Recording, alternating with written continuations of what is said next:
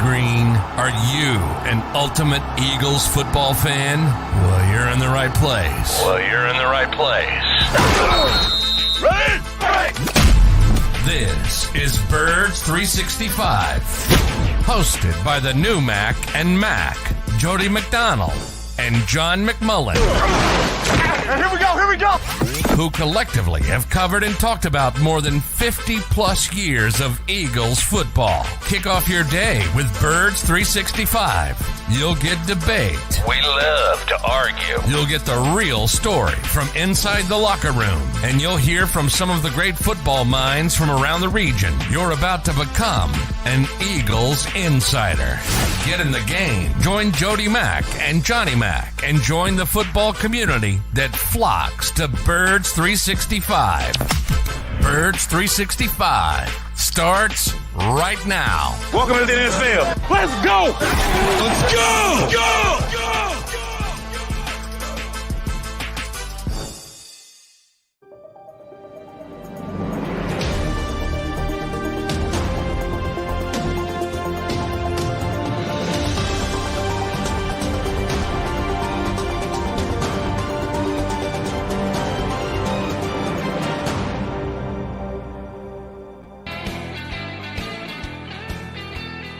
And a good morning, Eagles fans. It is Birds 365 with your Mac and Mac guys, John McMullen and Jody McDonald.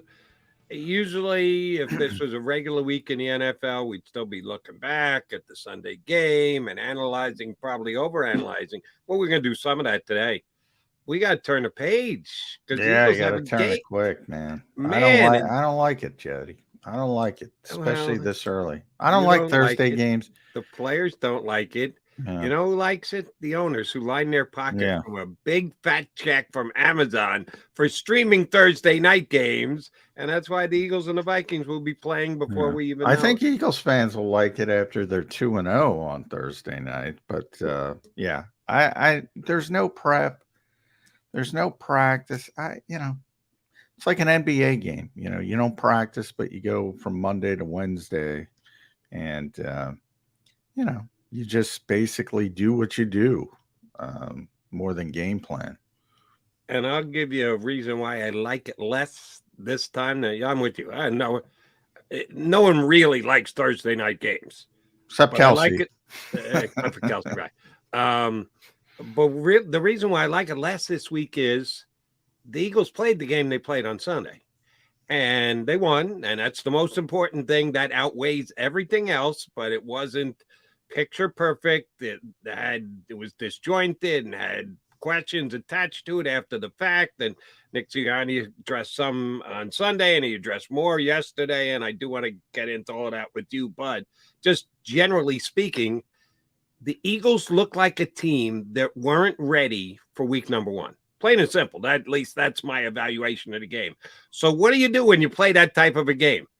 You go back to work and you double down. Oh, they can't go back to work because they got a game in just a couple of days. They're going to go right back at it. If ever there was a week that you wanted to put in a little extra work, and I know you're going to tell me the CBA isn't going to allow you, Joe. I get it. But take every friggin' minute that you can to get some extra work in. Can't do it because you got a Thursday game. And I think it's favorable for the Eagles. They're the home team, obviously. They don't have to travel, at least. They're the better team. I think ultimately in this type of situation, the better team tends to win because of the lack of preparation. So I think it's a good spot for them, and I think it'll be fine once it's over. And then the silver lining is that mini bye, and maybe you can get Rashaan Evans up to speed quickly. We'll talk about him and try to get him on the field because you're not going to have Nakobe Dean for multiple weeks. So there's a silver lining, and they'll get through it. But, I just don't like it in general because of the lack of preparation. And obviously lack of preparation. The Eagles were sloppy in New England. I think we can all agree with that. Maybe understandably so for how they do things in over the summer. And I think that's going to continue here. And maybe they could have fixed some more things in a normal week, but they're not going to get that opportunity. So right. Your point of, yeah, hey, both teams are playing shorthanded. Both teams yeah, have to make the quick turnaround. And if anything, the Eagles have a little bit of benefit because the game's in their house, so they don't have to get a plane, they don't have to travel, they don't have to go to a hotel.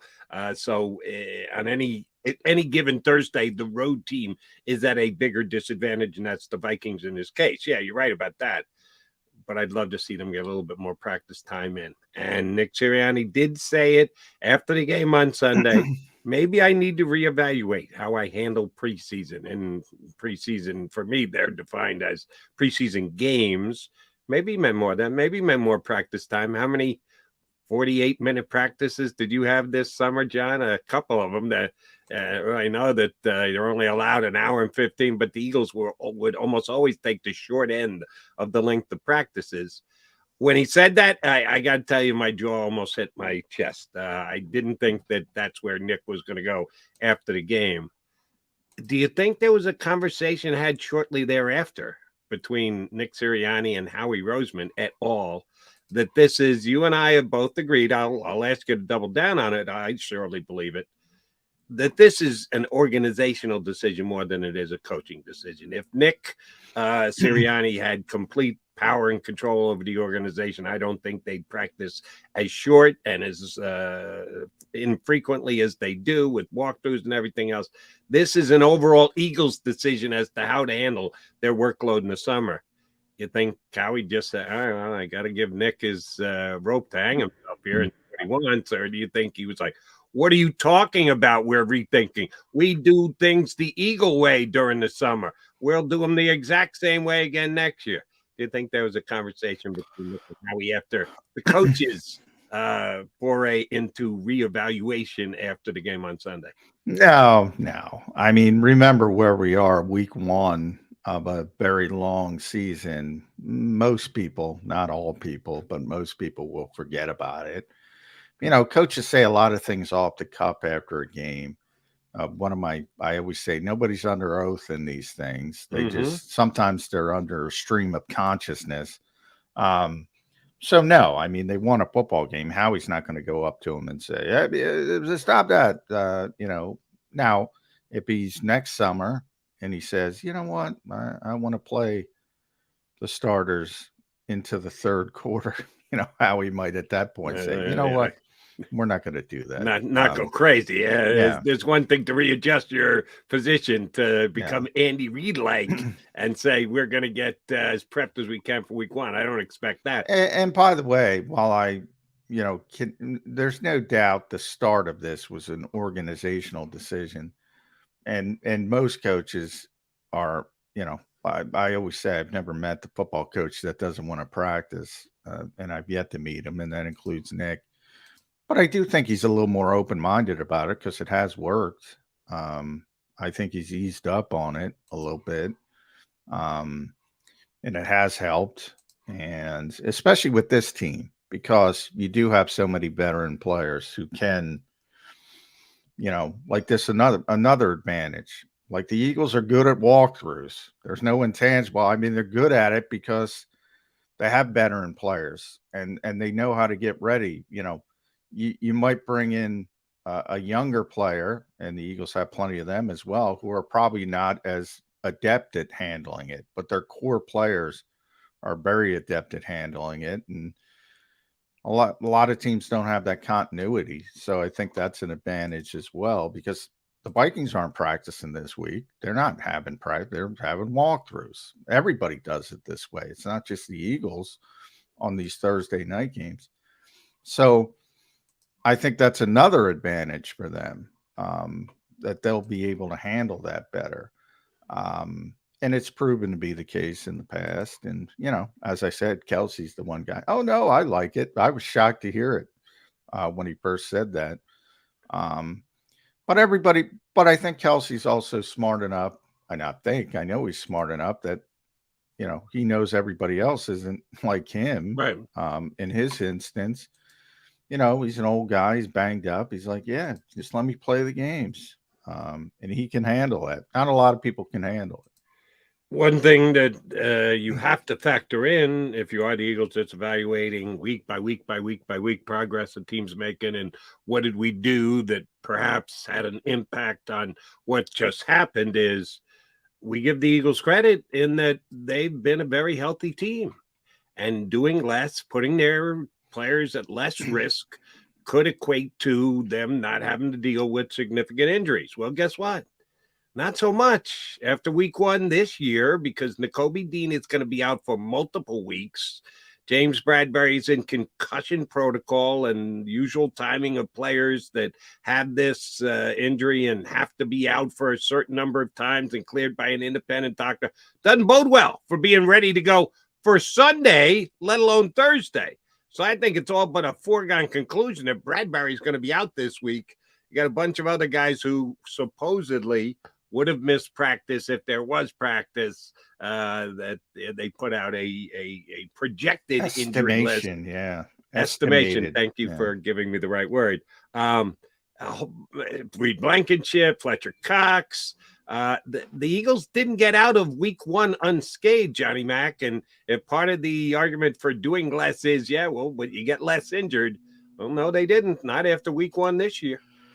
No, and that's, Howie's been very honest about that. Dating back to the off season, he said, you can't count on that again.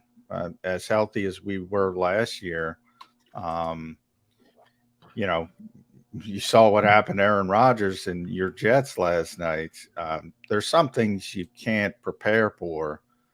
Now, in the case of a concussion, look, with James Bradbury, maybe he gets, again, this is Thursday night. Maybe you can get through the protocol, especially he doesn't have a lengthy history of concussions. If this were a Sunday game, he might be able to play.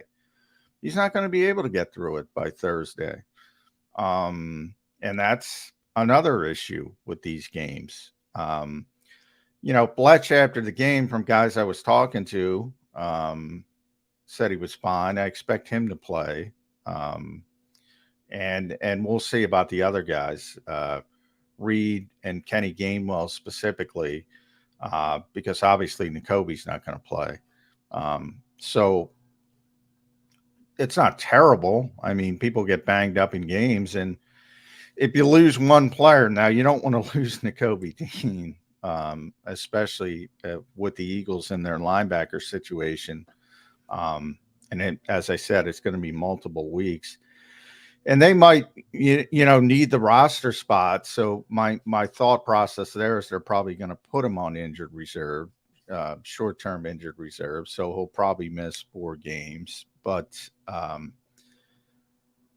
it's not terrible. I mean, guys, if Cox plays and Bradbury, as I said, probably isn't going to play, but that has more to do with the timing than anything else.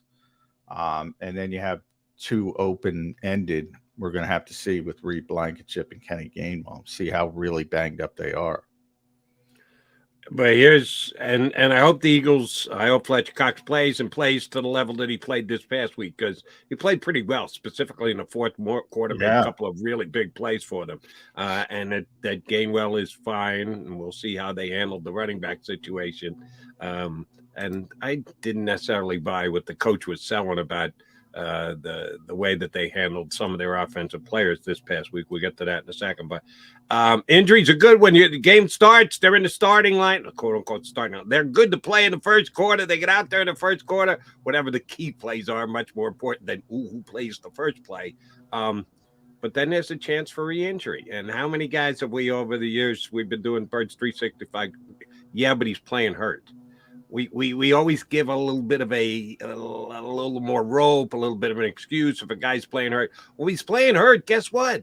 That means he's not playing as well as we never go, the guy was playing hurt and he played tremendously. No, the only time we ever broach it is when he doesn't play as well as expected.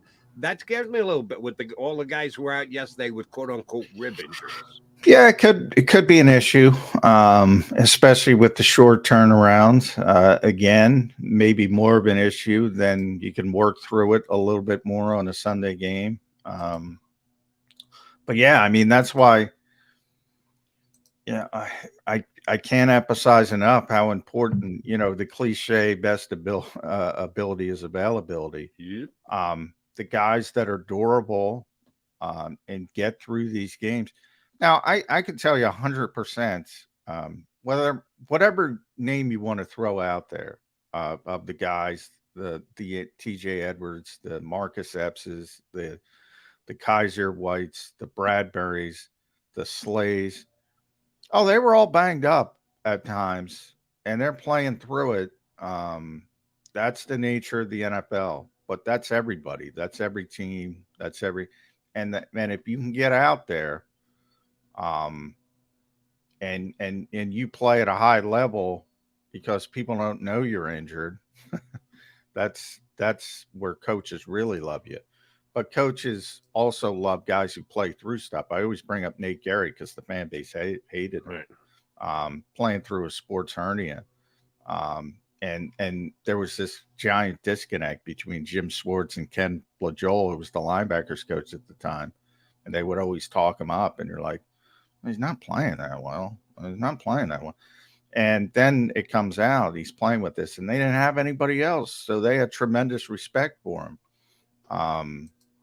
So yeah, it works both ways, but there's a lot of guys that play through injuries you never hear about because they don't want it on. Kirk Cousins, a perfect example. He's coming in this week. Everybody can watch the show on Netflix. He was playing through a rib injury for the entire season. They never put him on the injury report. The guy couldn't move on Wednesdays. By Sundays, he's out there. Mm-hmm. It happens all the time in the NFL. So, yeah, I mean, guys who can play through that and play at a high level, that's part of it. That's part of the NFL. All right, and before we punch up our first guest, Jeff Kerr is going to join us coming up here in a couple of minutes. About the linebacker position. I thought Nakobe Dean played well week one. I thought he was solid. I thought he did his job. I didn't think he flashed. I didn't think he was brilliant. He was a good, solid middle linebacker for the Eagles, and now they don't have him. So Christian Ellis comes off the bench, and I did see this morning he was the lowest rated Eagle player by PFF over just overall ranking of all the Eagles from Sunday.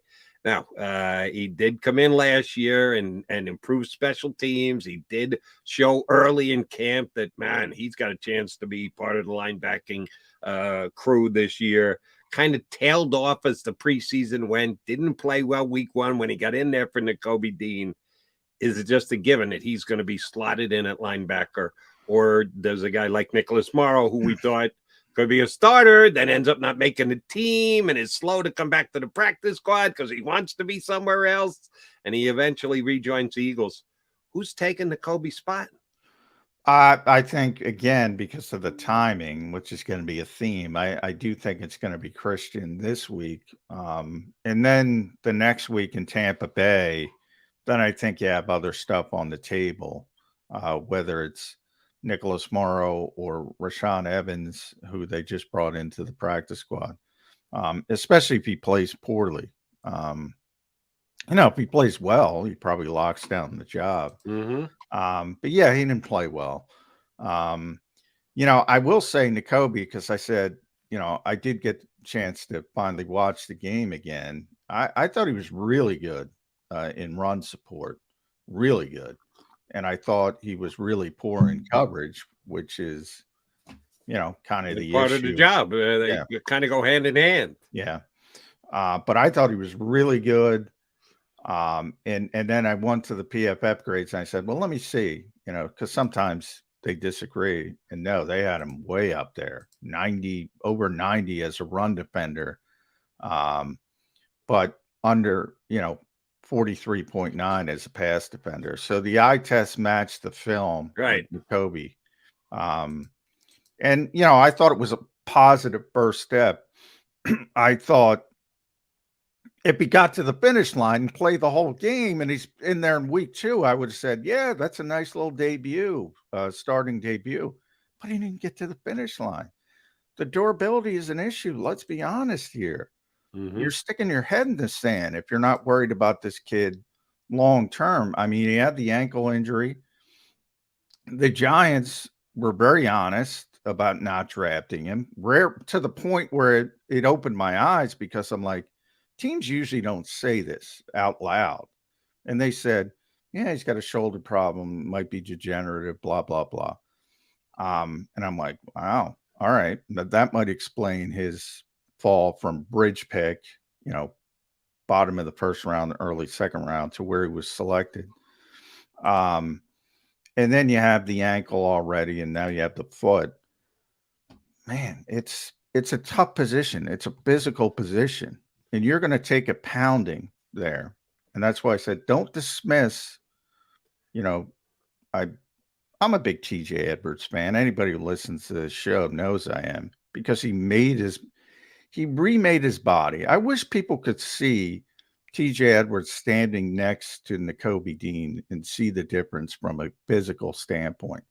Like, he is prepared to take 20 games of pounding.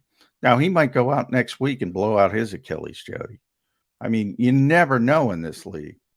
100% injury rate. But as far as the little things, he's prepared.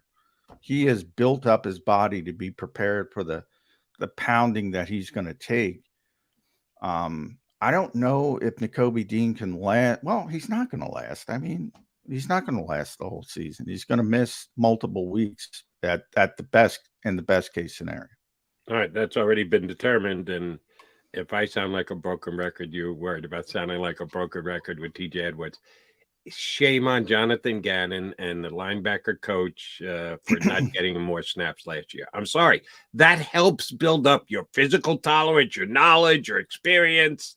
How he only got 34 snaps last year is beyond me. I just I get it. The Eagles were in the midst of making a quote unquote Super Bowl run, and they were undefeated till midseason, and a lot of things line up. It's your job. Even maybe Gannon was out the door, and Gannon was public enemy number one. And he's only added to that status with the stupid things that he said since he's left. Well, that was part of it. That he was looking for his next, I got to win every single game because I want to be a head coach in the league next year. There's no way that he should have only had 32 snaps. And I'm not saying, he doesn't get hurt against New England if he had 57 snaps last year. I don't know that. Nobody knows that. But the Eagles mishandled that last year. He should have got. By the way, he's already at 49, so he already lapped his. One game, he's lapped the entire year.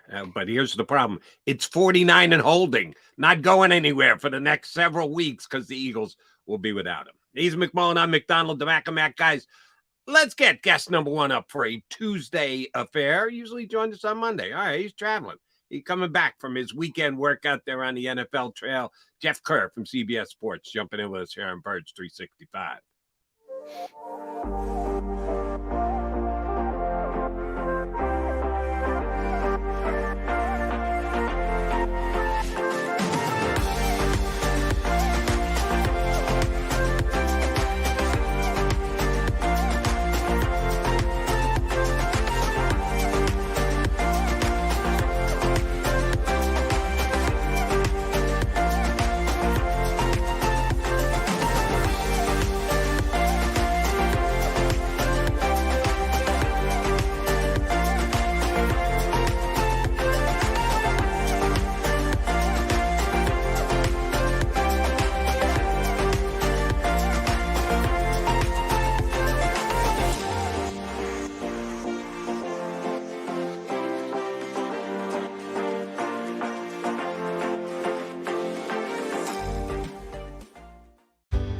Go passionately.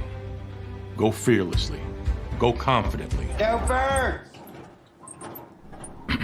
Go confidently towards your goals with First Trust, Philly's hometown bank for nearly 90 years, and the official bank of the Philadelphia Eagles. We're focused on getting you over the goal line.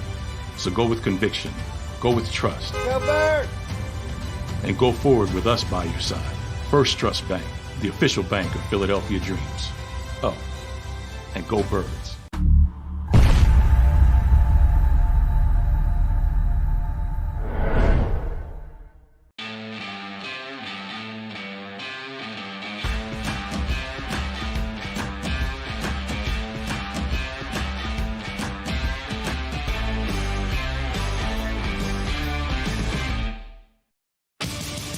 the greatest fans on earth. It's a bold statement, but would you expect anything less from Philadelphia? 58 years of heartache creates a toughness, a grit, a resolve not found in most. Sure, our prayers were answered, but now that we've had a taste, we're looking for more. Pondley Hockey, official partner of the Philadelphia Eagles. Go to get your game on. Go for the beers. Go for the cheers. Go for the hit and the hits. Go for the stakes and the stakes. Go to get your parlay on. Go to get your party on. Go for the scene. Go for the screens. Go for the gallery. Go for the win. Go to Ocean. Visit theoceanac.com to plan your visit. EAGLES. Eagles.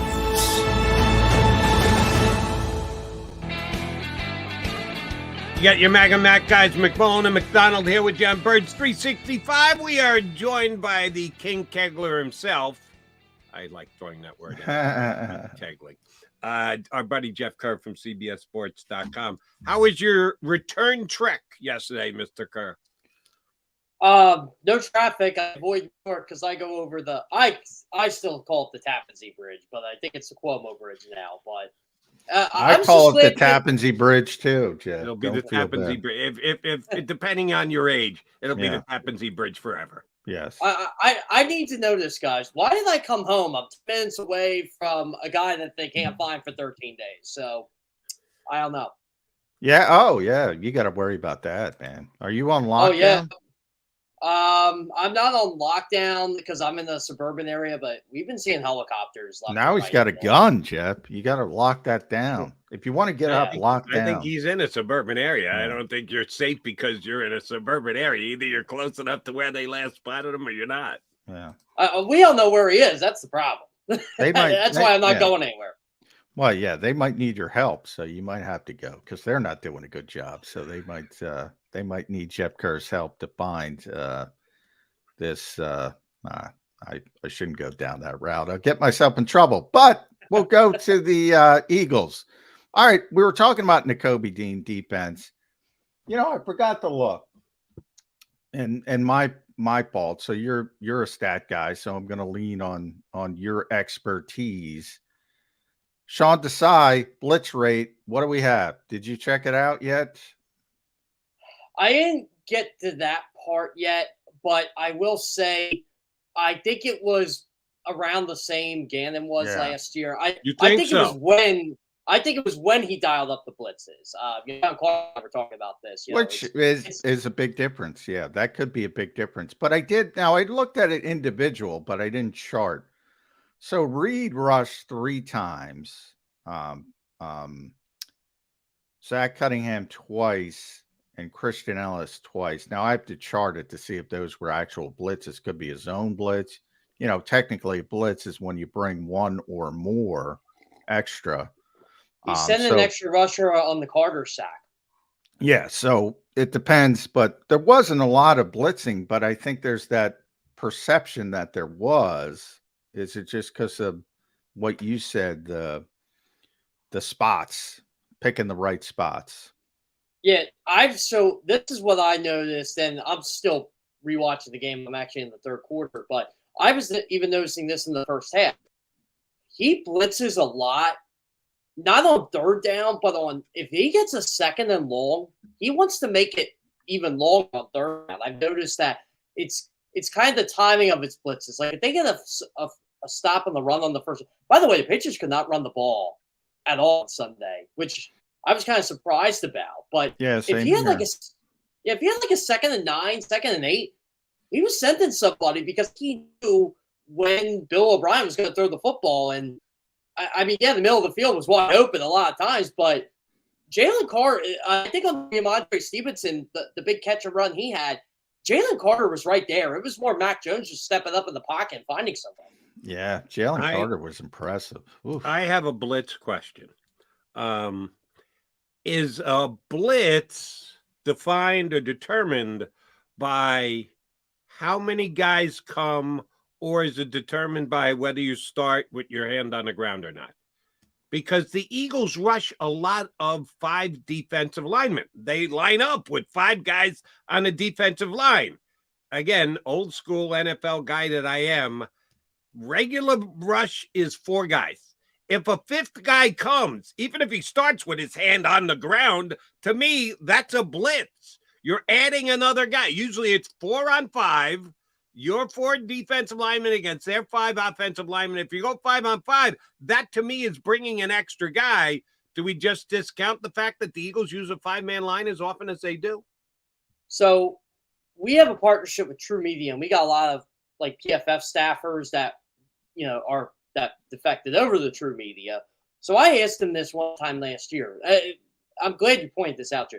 They define a blitz as when you send an extra rusher, and it has to be clear as day you send an extra rusher. So I said, well, what about 5-man fronts? And this is why I think it's interesting. They don't count that. It's No. so if you send like a Zach Cunningham or and again, what defines a lineman? Does it have to be you're bent over with your hand down? Or if you're standing, but you're on the line, do you have to be within 18 inches of the football? How do you define what is or isn't a lineman? Yeah, I think it's more because of the edge position now, because you don't have to put your hand in the ground, so to speak. Yeah. It's basically after the quarterback. And this is another debate that was on my Twitter yesterday, but again, I was driving home. I completely ignored I've been ignoring a lot of things lately.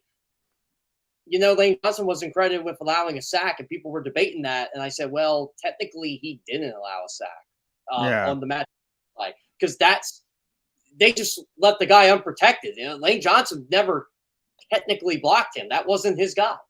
Yeah, it's always subjective because, nobody's going to raise his hand. Sean Desai's not going to raise his hand and say, okay, we're blitzing now.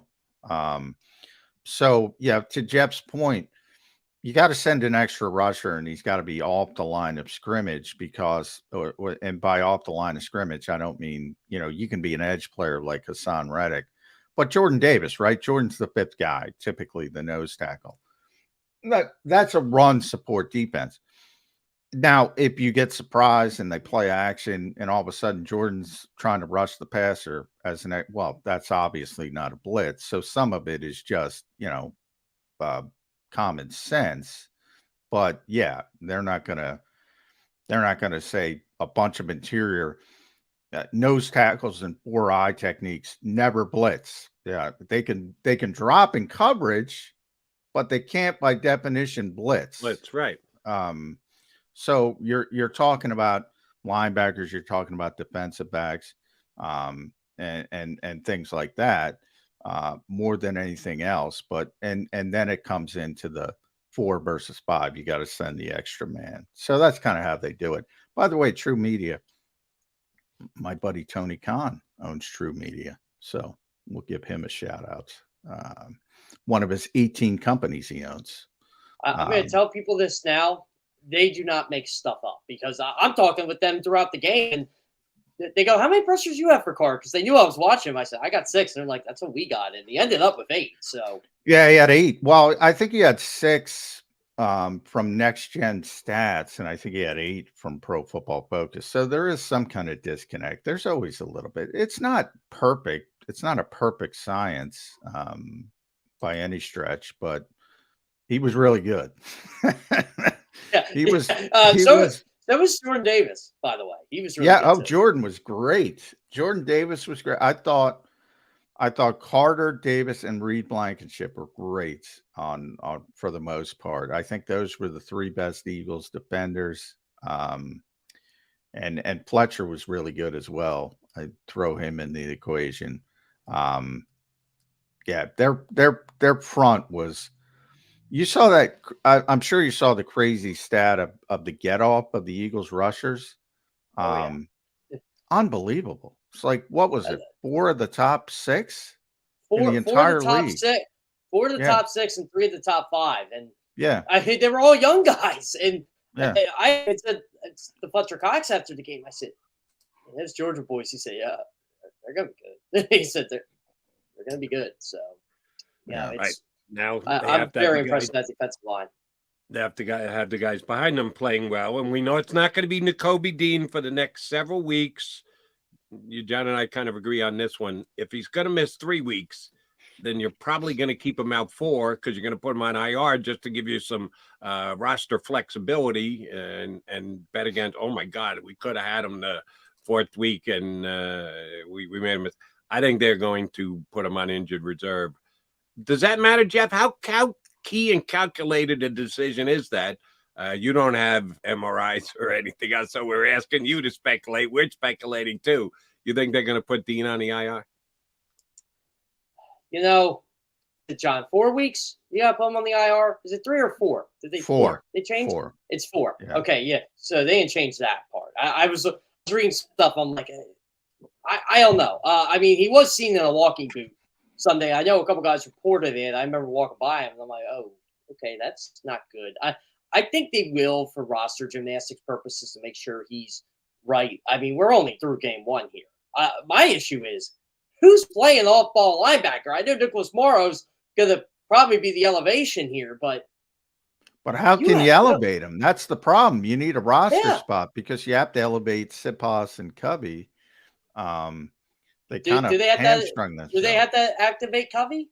They don't have to, but they obviously have no confidence in Zacchaeus to be a punt returner because Michael Clay said, you know who's returning punts. It's like he didn't even contemplate anybody else. So that was pretty clear indication to me. They have no confidence in him returning punts. I guess they could sit him back. You can do anything. You could have Jeff Kerr punt and not elevate Aaron Siposs. I mean, technically. You don't need to see that. I will tell you, Eagles fans, you guys hate Aaron Siposs. You will hate me. I mean, yeah, technically they don't have to elevate them, but I think they want to, and they need a linebacker. So that means they need a roster spot. Can I please share how horrific I thought the off-ball linebackers were Sunday? I thought they were all bad. Nakobe was really good in run support. We were talking about that. Run defense. I'm talking about pass coverage. Coverage, he was not good. Ellis was worse. Zach Cunningham was not good, but he was probably the best of the lot. Coverage wise, it wasn't great. But the Patriots tight ends are good. They're really good. Now, the problem is Minnesota has probably better tight ends. So, they better figure out something in the middle of the field. But then I go back to the Eagles front. Minnesota's got the worst interior pass blocking offensive line in football. They never do anything about it. They run out the same guys. They can't block anybody. How the hell are they going to block Jalen Carter and Fletcher? And Garrett Bradbury. And Garrett Bradbury is probably not going to play Thursday night. Yeah, well, that's it. But by the way, that helps Minnesota. I was going to say that might not be a deterrent. That might be an upgrade. Yeah, I'm serious. Their backup is Austin Schlottman. Where? Yeah, who is not great, but yeah, he's better. He's better than Garrett Bradbury, but he's undrafted, and the other guy's a first round. We know how that works here. One's a first round pick, can't play. The other one's undrafted, can play a little bit, at least better than Bradbury. So I think that's an underscore win for Minnesota, believe it or not. All right, we've been talking about the defense all morning. At some point, we need to turn the attention to the offense. Jalen Hurts was not good on Sunday. By the bar set by Jalen Hurts himself. I'm not saying, oh, my God, he stinks, and the Eagles are in trouble. They gave him all his money. No. I still have 100% faith Jalen Hurts is the quarterback of the Eagles today, tomorrow, next month, next year, for the next 4 or 5 years. But he didn't have a good game. I'm not going to sugarcoat it and go, yeah, but it was everybody. No, it was Jalen. Jalen had some bad passes, made some bad decisions. I thought he tried to force feed a couple of reads too soon, and that's how you have a game where Dallas Goedert ends up with one target for the entire game. He did not have a very good game. John and I all summer long have been talking about the evaluation of the 2 new coordinators, and I had more concern over Brian Johnson than Sean Desai, only because I thought there was a bigger hole to fill. Shane Steichen was an outstanding play caller. What kind of a play caller is Brian Johnson? We're 1 week in. I know it's not a finished picture. We're just starting to evaluate it. But what did you take off Brian Johnson's play calling for week 1, Jeff Kerr? So I'm one of these people. I didn't think Brian Johnson was going to have a good game Sunday going in because I look at the other side of the ball. I'm like, okay, this is probably the greatest defensive coach in league history in Bill Belichick. And he's going to put out multiple coverage schemes and he's going to make life miserable for Jalen Hurts. And he did. One play they're cover one play they're cover 3. Then they're doing his own coverage. What bothered me about that was the good plays Brian Johnson called. Dallas Goedert was wide open. Jalen Hurts just did not see him at all. Like Goedert could have had a 60-yard catch and run on one of the plays. But I did not like – I thought there was way too much Kenny Gainwell, even though I expected that. There was way too much Kenny Gainwell. They're going to miss Miles Sanders. I don't care what anybody tells you. They're going to miss Miles Sanders this year. They want that bell cow running back. But I thought there was just too much, the bubble screen. They didn't even do that many bubble screens, but there's too much. The bubble, my favorite play. Jody knows my favorite. God, too much of those types of plays. Too much conservativeness, Johnny Matt. I'm telling you guys, I'm like, go down the field a little bit more. Test these guys. I know Chris, like on the 4th and 2 play, I hated the decision. I'm like, just punt it. They're not going to score. And then what do? You test Christian Gonzalez, who may have been one of the best players on the field on Sunday, and he's a rookie? I don't get it. I don't have any problem with them throwing the football to A.J. Brown, Devontae Smith. I never have a problem with that. But I will say this. The one weak aspect of their offense last year was when they did get pressure, hot routes, they don't throw them. Their answer for pressure is this stupid bubble screen. And when you have A.J. Brown, Devontae Smith, that makes no sense to me, and Dallas Goedert as well. But I asked Nick about this yesterday. I think it tweaked him a little bit, but whatever. You're out there saying we never want to have DeAndre Swift get 2 touches. We got to get the football to Dallas Goedert. Well, you can do that. You can make those players the first option. Now, his explanation is a good one. We're throwing the ball to A.J. Brown, Devontae Smith. They're better. They're better options. However, what does that mean? We never want to come out of a game with DeAndre Swift. You're in control of that. Right. You didn't give him a carry until the 4th quarter. Yeah. The 4th quarter. And it's like, what do you get? A 1-yard run? Maybe a 2-yard run? It's like, yeah, okay, by the way, I don't understand, and I said this yesterday on the show. I don't understand why people think DeAndre Swift is insert name, LaDainian Tomlinson. I know why they do, because of where he's from. That's all it is. But I'm not as concerned, other than I don't think this team has a very good running back room, to be honest. I don't think they have a very good running back room as a whole. But I am concerned with Dallas Goedert. Dallas Goedert is a legitimate star player in this league.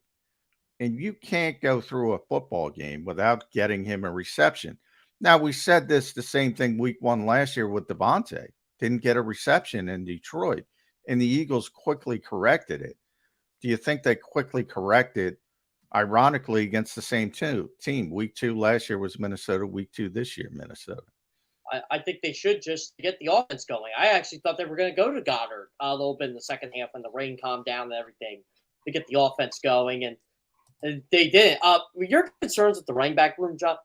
I was a little miffed Rashaan Penny was inactive. And, I'm driving the stadium, and that's when we found out. And I'm like, come on. Like, what are we doing here? I know Kenny Gainwell is basically the guy they trust. But you can't have Rashaan Penny active. I know you played 2 games in 5 days, but I'm sorry. I think Rashaan Penny is still a good running back and a good football player. Is he a guy that can get 20 carries a game? I'm not with you there. And this is the thing. I would say the NFL's not in a state of stasis. Guys move up, guys move down. Sometimes it happens week to week. It certainly happens year to year. Some of these players, I always point to Julio Jones. Julio Jones was one of the greatest receivers in NFL history right up until he wasn't. And everybody said, Well, that's Julio Jones. Couldn't play anymore. It happens to everybody. Was he a big-time talented back at one point, save for the injuries? Yes. But if you were at practice every day and you looked at Kenny Gainwell versus Rashad Penny and you thought Penny was better than Kenny Gainwell, I don't know what you were looking at. I don't know what people – there's no way you could come to that conclusion. My point is, I don't care what his reputation is. Jody and I were talking about who's going to be inactive before the game. I said, well, if they're dressing 3, it's got to be Penny. There's no decision. And that's how they have to dress 4 if they're getting Penny. Now, as things move on, if Kenny plays poorly, if DeAndre plays poorly, then maybe he'll get an opportunity. Maybe he's not a practice player. Maybe he's a game player. And maybe he'll prove himself. But, I mean, if you told me you can only dress 3, I would have been active Penny. No question. Wouldn't have been a difficult decision, Jeff. That's how I was. And I thought Penny and Gainwell would kind of split those reps, and we ended up getting too much Gainwell. I thought Gainwell played fine on Sunday. I had that problem with I thought he was fine. He wasn't great, but I thought he was fine. He's not a good pass protector, but I don't think any of them are. Well, Swift is probably better. He had a pretty good game, in my opinion, in pass protector, at least from when I rewatched it. I'm like, okay, DeAndre Swift, but why isn't he on the field more? And I think those are questions that Nick needs to answer. Right. And here's where I had a problem with Nick yesterday and what he said, his explanation when asked about both Swift and Goedert. Well, it wasn't like we were throwing it to bums outside. We're throwing it to A.J. Brown. That was my question. Yeah, he didn't like it. Yeah, that was a McMullen question. Good on you for asking it. But and I know you guys really don't get followed. Here's my follow-up. He said it several times last year. Our offense goes through, and it would click off all 3 players' numbers. Yeah. Wouldn't even use their names, just their numbers through boom, boom, and boom. What happened to the third boom? Now it's just the top 2. Now it's just the 2 wide receivers. And if we get the Goedert, we get the Goedert. But, oh, by the way, we're throwing it to 2 really good guys. You didn't state it that way. So what changed, Coach? Last year was all 3 in the mention as to where the offense is going to go first. Why is it now only down to 2? Now, I'll give – this is where Bill Belichick is the maestro here. He had Kyle Duggar on Dallas Goedert a couple times in that game, and Kyle Duggar was a really good football player. I love how people were like, the Patriots, they're not good. I'm like, no, they're not good on one side of the ball. Yeah, on they're the other good side on of the defense. Ball, they are probably one of the better defenses, if not the best defense. Sorry, Micah Parsons, but they have what the Eagles want on the back end, a bunch of these positionless guys who can play a bunch of different positions and, as you mentioned, cover tight ends and do some things. That's what the Eagles want, but haven't been able to find. They got a bunch of them. They're going to be a top 10 defense. Our buddy Jalen Mills had a good game Sunday too. I was watching him quite a bit. I'm amazed what Bill Belichick's able to do with that team. Him and his son. And Jalen's only playing because Jack Jones was hurt. So but that's how deep they are back there. Matt Judon and Josh Uche, like I knew they were the real deal, but I kind of had a feeling Lane Johnson and Jordan Mailata were going to have problems with them on Sunday, and they did. And Jalen had time to throw, but I did not like some of the decisions Jalen was making. Bill Belichick definitely was in his head. Sounded to me like you guys are looking at them as a top 2 or 3 defense. Top 5. All right, maybe they're borderline top 10. That's where they were last year, points against, yards per game. They're right at the 10 mark. They're not the steel curtain here that the Eagles. Well, they're still everything's contextual in my mind. That you're not allowed to play defense like the steel curtain today. So nobody's the steel curtain. I'll give you one. They're not the Jet defense. Not even close. The Eagles are going to see a much better defense several weeks from now when they go up against the Jet defense. The Patriot defense can't hold a candle to the Jet defense. Jets are talented. Excuse me?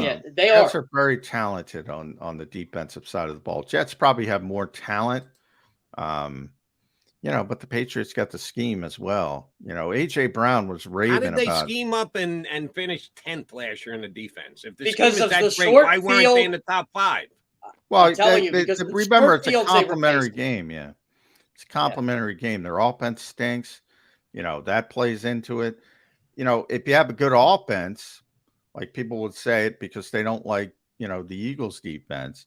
If you have a good offense, the Eagles had a tremendous offense. Well, they're always on the field. They're always scoring. They got these long drives. That makes it easier on the defense. Part of that is true. That's why it's a complimentary game. Everything's in a vacuum. I like the Jets defense. I do too. I like the Jets roster, but it's a shame. Whose defense do you like better than the Jets? If you only like the Jets defense, whose defense is better in the NFL than the Jets? I would probably say San Francisco, maybe the Cowboys. But yeah, they're top 5 talent-wise, I would think, off the top of my head. San Francisco, I would say, is number 1 when they're healthy. Dallas is really good. Yeah, I'd have to look. I think New England's top 5 personally. Like I think all the teams we mentioned are the top 5. So you're projecting them as top 5 because they weren't top 5 last year. Because of I will say the this. Eagles were number 2 in defense last year, and everybody says they stink. So I don't know what other people think. But the Patriots play caller have a good defense. The Patriots play caller last year is on the Eagles coaching where he should be coaching defense. That's why the Patriots defense gave up points. Fields. Big yeah, deal. I mean, I think, but all of those teams we just mentioned are, those are the top defenses, and none of them. Look, the difference between the modern NFL and the old school NFL, the old, cliche was good defense beats good offense. No, now it's good offense beats good defense. If you can block people, and this is why the Eagles are so good. Typically, they weren't great week 1. If you can block people, you can score on anybody. Now, easier said than done to block people because there's so many bad offensive lines. You're going to see one rolling in on Thursday against the Eagles. Minnesota has tremendous playmakers. Who cares? If you can't block people, who cares? That's why the foundational philosophy of the Eagles is the correct philosophy to have, and too many teams don't follow that. In a copycat league, they copy the wrong thing. Everybody wants the skill position players. Everybody gets excited by the skill position players. You saw one of the best quarterbacks in football, I think we can all agree, Joe Burrow, have his worst game because Myles Garrett's in his grill. Now, there's a top 10 defense. Cleveland's defense is that good. And they have Zadarius Smith now. Yeah, they have Zadarius Smith as well. If you can't block people, doesn't matter who you have. But if you can score on anybody, including Myles Garrett and the Jets and the Patriots and the Cowboys and the 49ers.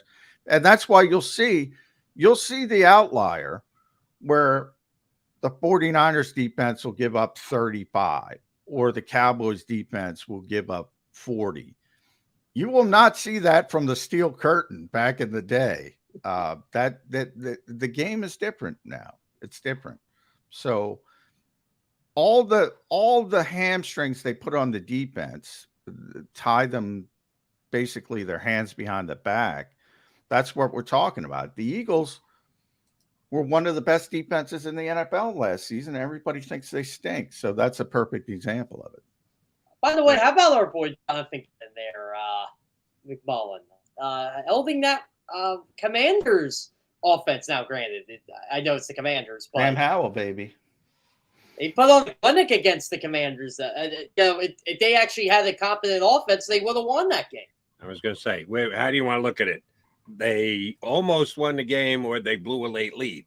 You can look at it either way. They had the lead in the second half. All they needed to do was get a huge stop. They couldn't do it. So, I meant to check who were the best empty, teams. half full. So according to PFF, guys, here are the three. I'll give you the 5 best teams were San Francisco number 1, Dallas number 2, Miami number 3, those Atlanta Falcons number 4, and the Green Bay Packers number 5. Just overall rating, the entire team, or this isn't defense you're talking about? No, entire team. Okay. Entire team. Jesse Bates put on a clinic on Sunday for the Falcons. He was worth every single penny they paid him. Yep. The worst team, which I think you could all guess, was the New York Football Giants. Now, this is before the Jets and Bills, by the way. They haven't gotten the grades in for that yet, but neither team's going to be the worst. Guess what? Guess what, guys? I know it's week 1, but I've been saying this, and you guys have heard it before. The Giants are finishing last place in the NFC East, and the Cowboys. Yeah, I'm with you. I don't like the Giants. I'm on record. Cincinnati was the second worst team. Now I put the kibosh on them because I picked them to go to the Super Bowl, but I think they're going to be fine long term. Carolina, Arizona with our buddy, and Seattle, who I think is a good team and just had a bad day. And they lost both their tackles, so that's going to be a problem. Not good. That's not good. I did not know that. Oh yeah, I did see Jason Peters is coming back to Seattle. Yeah, they're desperate. Like Krause and Lucas may miss a couple games. That's not good. Yeah, that's not a good sign. But you can't overreact to week 1. Jason really signing with Seattle? Yeah. They haven't. He's I don't coming think in it's for official yet. He can't give up. Yeah. He's going to be doing this in 2028. Yeah. Jason did not save his money. So, Jody, I have to ask you, because we were talking about this during the Monday night game last night, CBS. Who do you want as quarterback for the Jets right now? Matt Ryan. Is that your pick? I mean, he's better than probably any option that's available. I have not. Boy, that's a shame. That team, we just talked about their defense. That team's ready to win. That's a freaking shame. That's a shame. All right, so let me run this by you. Caller gave me this last night on WIP, and you say it's highly unlikely, but it's not completely impossible. Should they make a play for Matthew Stafford? The Rams have already signified they're in rebuild mode. You don't trade Jalen Ramsey and say, yeah, but we're still trying to win. No, you're not. You're in a rebuild mode. And they can't trade Aaron Donald because the contract would be outrageous as far as the dead cap it goes. They could move Stafford. If the Jets overpaid for Stafford, do you think the Rams would send him to New York? Because as we discussed, and John just kind of alluded to, they were all in. The Jets were all in for this year. They were all in with Aaron Rodgers. Now Aaron Rodgers is done. Do you just go, oh, shoot, we're out? No, you got to continue to play.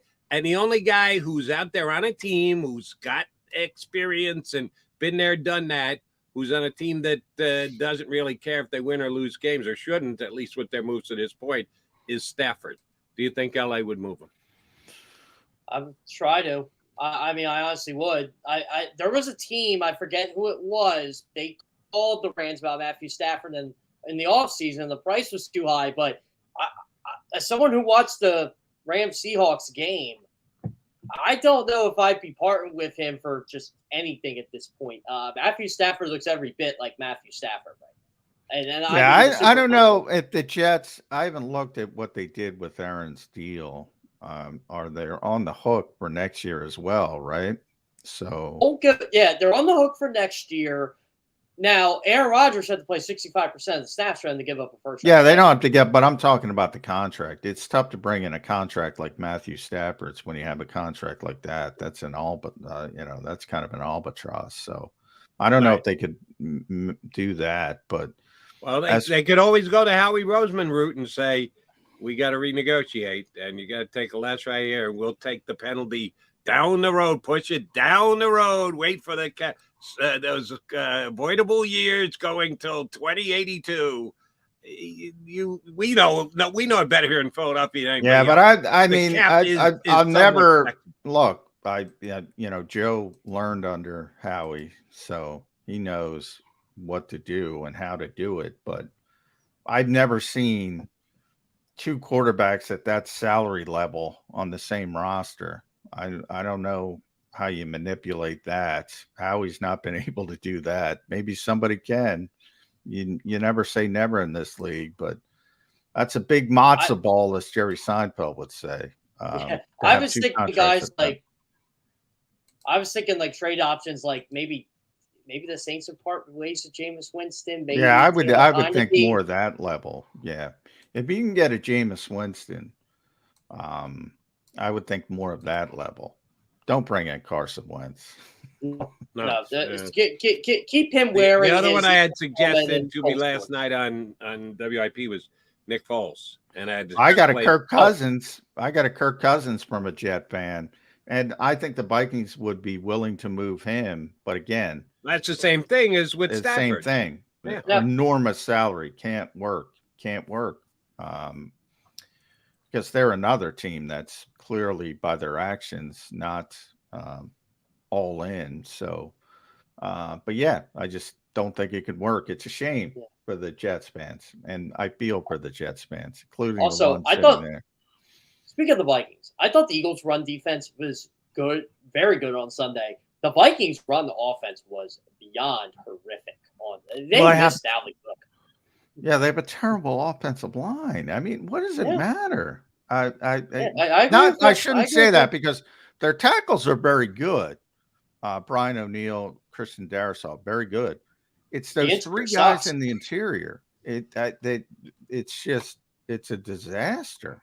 And they never, I shouldn't say that's the wrong way, because they have a first-round pick and 2 second-round picks. They can't develop these guys. I don't know what's going on, or they missed with the evaluation, but they're not good. And they just, because they were high-level picks, the old NFL mindset, they're afraid to move on. Guy can't play. It's and the sample sizes are huge on these guys. It's not going to wake up one day and change.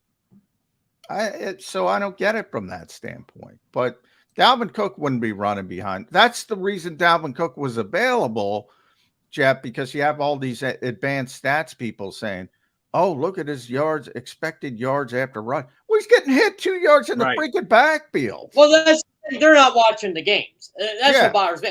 I'm a big stat guy, and I'll say, look, if someone tells me Lane Johnson didn't allow a sack, I look at the plays where he probably allowed the sack. I'm like, guess what? He didn't. So I'll agree with them, but people just make blanket statements like the whole yards before contact, yards after contact. Well, why do you think it's so low? Yeah, exactly. All right, one last quickie before we let Jeff Kerr go. Does anybody know where Nate Sudfeld is? The unstoppable Nate Sudfeld is? Yeah, he got hurt. I think he tore his ACL. Is he on IR for the entire year? Damn it. Yeah. Teddy Bridgewater, he's available. No, ACL stopped Nate Sudfeld. They like Teddy. They went out and got him to be their backup. So, and the Lions, by the way, think they're going to the Super Bowl. So, yeah, they're not giving up their quarterback. Preseason action against the Carolina Panthers. Yeah, I was on Friday night. I was in Washington, D.C. when he did that. He just came up kind of like Rodgers. Except he was on a run when he did it. Yeah. The unstoppable. Yeah, he can be stopped by an injury. Unstoppable Nate Sudfeld.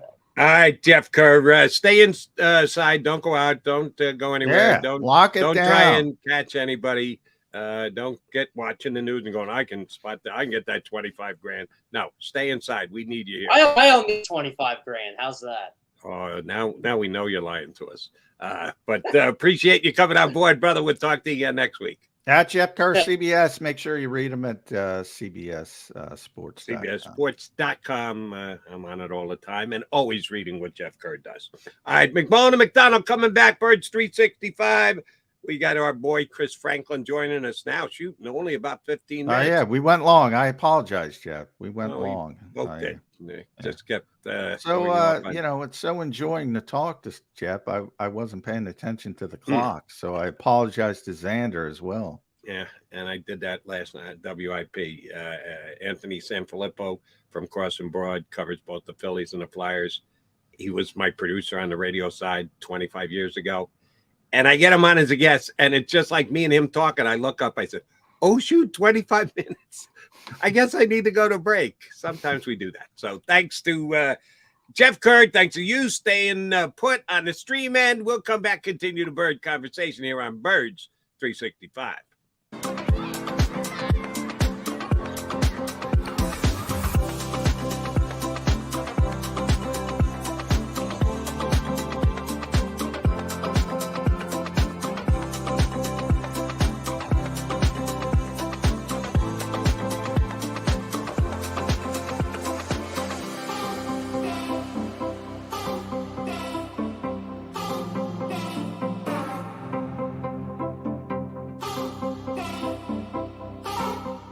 If you own a company and you're not producing a podcast, you're missing out. The public consumes messaging when they're ready. Join the professional podcast network of companies and let JAKIB Media Partners put you in the podcast arena. Come to our professional studio, or we'll come to your place of business and professionally produce your company podcast. Call JAKIB Media right now at 267-261-3428. 267-261-3428.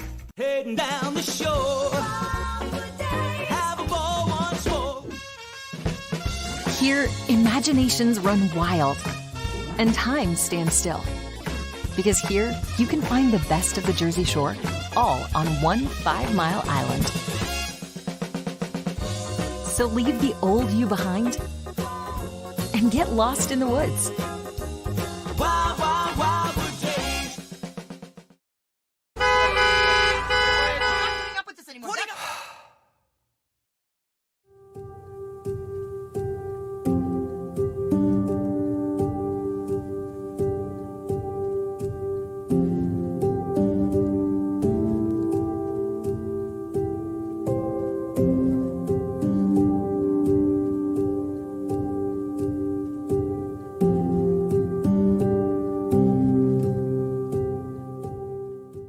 Score and save in southeastern PA and Delaware with Colony Pools this football season, and let the experts close your pool with a custom Merlin safety cover in green for the birds. And if you join our Winter Watch team, we'll give you another 20% off, and Colony Pools will handle it all.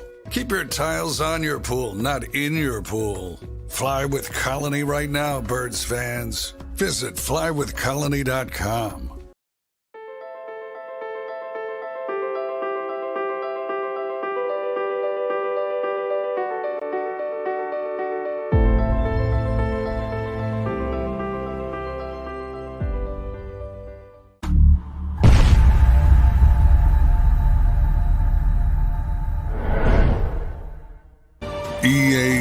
EAGLES, Eagles.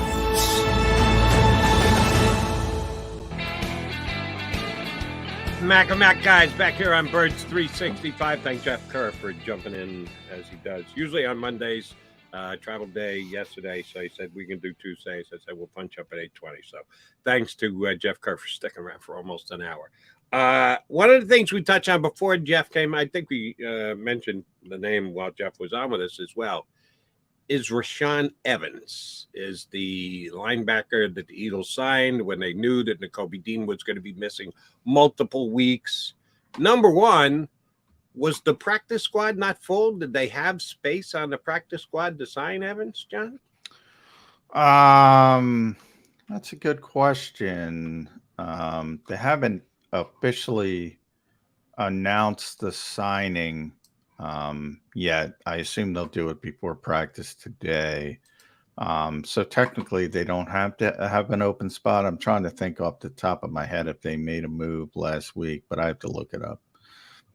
But yeah, when they announce the signing is when they'll have somebody's got to go. If the practice squad was at its full complement, someone has to go. So I'm just kind of interested as to who that would be. Yeah, they technically haven't officially announced it yet. So if they did, I missed it. But yeah, is Rashaan Evans going to be the second coming of Byron Evans? That's what I want to. And we've got some old enough Eagle fans who will go B&E. Well, could he beat B&E? You're telling me he can beat? No, all I'm saying he's got the same last name.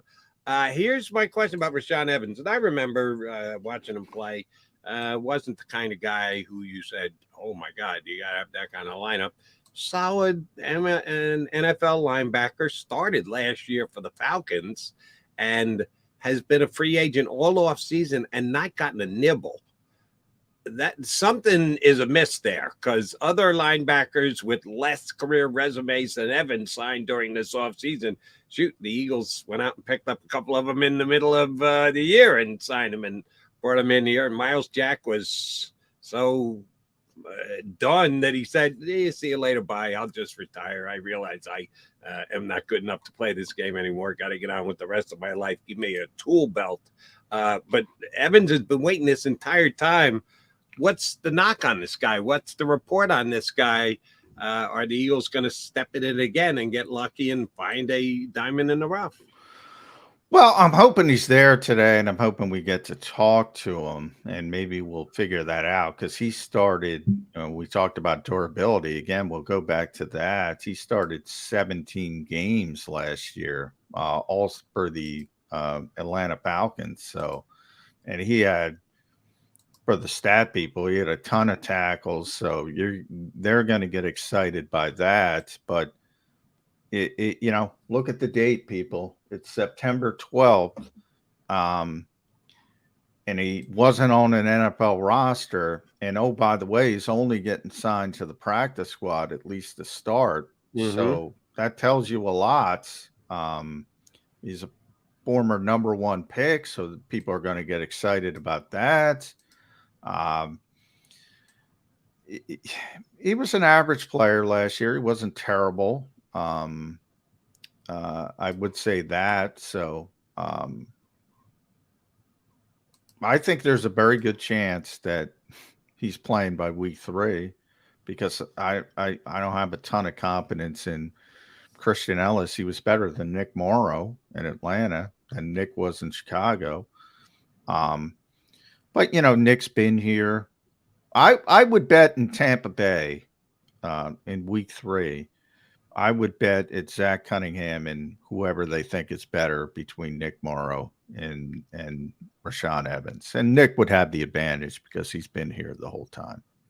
And there were some reports. I will say you're not as guilty as some of the others. Christian Ellis made a couple of plays in OTAs, and people were raving about, Christian Ellis, he's ready to step in and play. Christian Ellis ready to be a big-time contributor to the Eagles. And now you're telling me the Eagles within a week could replace him with a guy who went the entire offseason without being signed. Starter all season last year in the league, and there wasn't one team in 32 teams that said, yeah, we can just bring this guy in for a look-see. That does tell you a little something. Well, now, remember, you also have the veteran aspect of it. Maybe he was trying to shop, but the practice squad, part of it bothers me, because he should be able to get a regular deal. And I can't really explain, and that's why I hope I get to talk to him today, because he played a lot of football last year, and he played at a competent level. And again, they devalue the position, a lot of tread off the tire, all that stuff factors into it. He's not old. He was a 2018 first-round pick. Yeah, I'm interested. Yeah, damn, John, that's a great point. You get old fast in the National Football League, don't you? Weeks. You log weeks, and people go, there's some wear on that tire. Forget about years. You put in a good solid month. Go, you might be a little less than it used to be because he's played so much. He's 27 years old. He started 67 games in this league. I mean, it is amazing how old you can get. And that's why, Jeff brought up Rashad Penny. It's like people are talking about Rashad Penny like he's coming out of college. And I'm like, there's a reason. It's not like they're going. The Eagles are a pretty good organization, but they get stuff wrong all the time. You can point it out, Jalen Reagor being the most notable most recently. But if anybody was at practice and said, oh, Rashad Penny's better than Kenny Gainwell, I don't know what you're looking at. But reputation-wise, he is. Right. League accomplishment. I think there's be something to said for that when you do it on a Sunday afternoon. And Rashad Penny has had bigger games and made more significant contributions than Kenny Gainwell has in his career. Well, yeah, but And I the mean, same Kenny with DeAndre Swift. Kenny Gainwell hasn't played. Kenny Gainwell's getting an opportunity. That's the trick to this. It's not a stasis. Like, you can keep going. Oh, Rashad Penny did this. I brought up Julio Jones did this. And if you just say, well, this is Julio Jones, I'm going to keep playing Julio Jones until he wants to stop playing. That's the trick. You got to figure out. And clearly, guys are on the Rashaan Evans. Clearly, teams in the NFL, not just the Eagles, because he was on the street. Clearly, teams in the NFL think he's a descending player, because if you just look at his accomplishments, well, he's better than every linebacker the Eagles have. Maybe not Zach Cunningham. You'd have Cunningham and Evans out there because of their accomplishments. But that's not the trick to this. It's trying to figure out who's better on Thursday night. Who are my best players on Thursday night? Right. And you used I think, a dead-on descriptive adjective there, ascending and descending. Do you think DeAndre Swift is a descending player? No, not necessarily. I just don't think he's and you think Kenny Gainwell is still an ascending player? Yeah, I do. Yeah, I'm not sure about that. Yeah, I do. I think he's a good player. I think Kenny's a good player. Not a great player. I think he's a good player. DeAndre, I think, is a good receiver. I don't think he's a good runner. I don't. Tries to bounce, this is the problem the Eagles had with Miles Sanders until Miles turned the corner. Tries to bounce it outside. The Eagles don't want that too. It's, they went through it. They don't like it. If the play is blocked for 4 yards, get me 4 yards. And if the home run's there, the home run's there. But if you're kicking stuff out or doing what you're not supposed to be, and 4 yards turns into 2 yards or a 2-yard loss, yeah, they don't want that. Yeah, I need to see more from Kenny Gainwell to go. Well, of course, the Eagles are going with Gainwell's their number one back because it's not. Well, I think it is debatable, and they I'm not saying it's not debatable. I'm saying it's not debatable from work and practice. Now, I here's where I'll agree with you. Some guys are legitimate game day players and aren't great practice players. I've seen it numerous times. I'm saying in practice, it's not debatable. I mean, one guy was clearly better. But there are guys who don't like practice, to be honest. And they show up on game day. But I don't think the Eagles I don't think any of these backs are guys who can not show up at practice and turn up and be a star player. There are players in this league that are so good that they can do that. Yeah. I do not think the Eagles have a good running back room. I'm honest. I don't think if this were I've said it a couple times. If this team had a bad quarterback and a bad offensive line, this would be one of the worst running back rooms in the NFL. I think it is bottom 5 running back room in the NFL. Bottom line. Right, because it sounds to me like you and I see this the same. Whether you want to or not, someone has to establish themselves as the lead guy.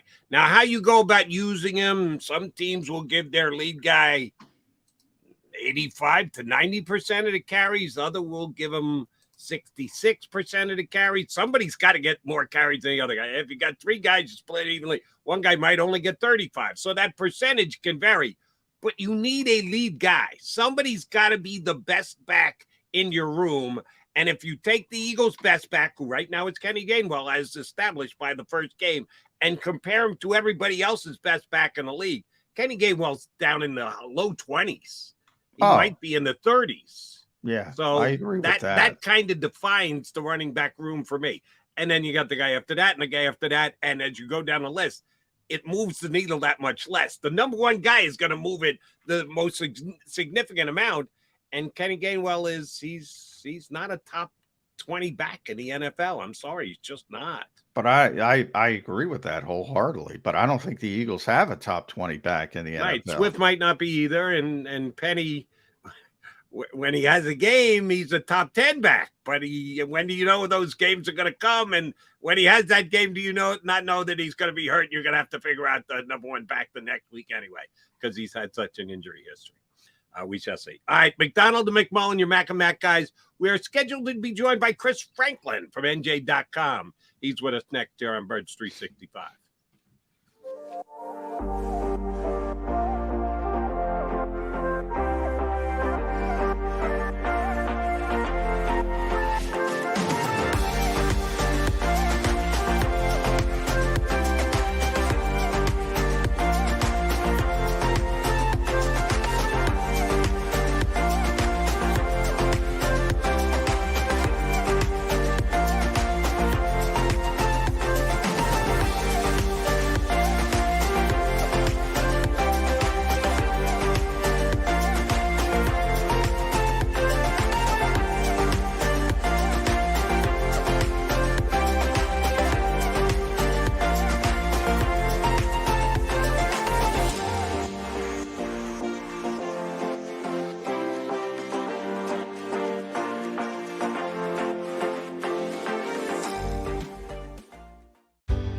Go passionately. Go fearlessly.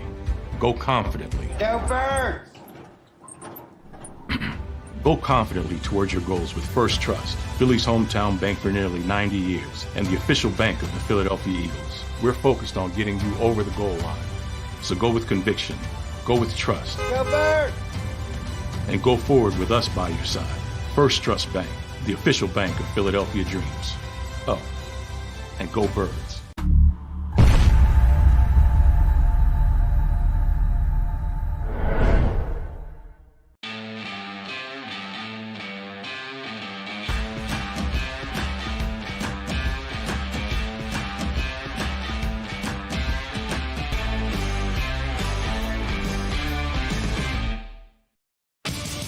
The greatest fans on earth. It's a bold statement, but would you expect anything less from Philadelphia? 58 years of heartache creates a toughness, a grit, a resolve not found in most. Sure, our prayers were answered, but now that we've had a taste, we're looking for more. Pondley Hockey, official partner of the Philadelphia Eagles. Go to get your game on. Go for the beers.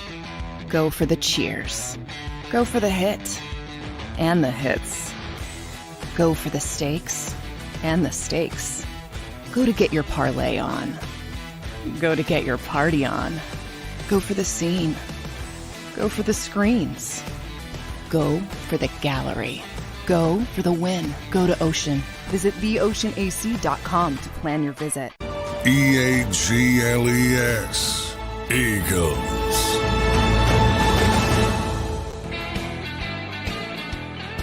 You got Jody McDonald and John McMullen here with you on Birds 365, and we're lucky to have Chris Franklin with us. Now, Chris is NJ.com, which means New Jersey, and therefore he can do his segment outside, unlike Jeff Kerr, who had to be inside because he's in Pennsylvania, and he doesn't know that he doesn't have to be fearful, Chris Franklin. Escaped convicts. Yeah. Confidence in the hood that he's living in. Said, let me take my computer outside. I can do this outside. Give the guys a taste of the birds in my neighborhood, which I've done several times this year. We thank you for that, Chris Franklin. No problem. I figured I'd try to bring a blend of National Geographic with some Eagles talk. So why not try that as well, too? Might as well Eagles in the name. So, yeah. Very nice. And I know about it. Long sleeve shirt on, too. Is it chilly outside where you're at? No, I just like the shirt. That's it. I feel comfortable, so that way I can help you guys out. Well, thank you very much. It was given to me a couple years ago. It doesn't take much to be more fashion conscious than McMullen and McDonald. I'll tell you that right now. Come on, I got the JAKIB Sports shirt on. Come on, that's fashion conscious. Yeah, I go.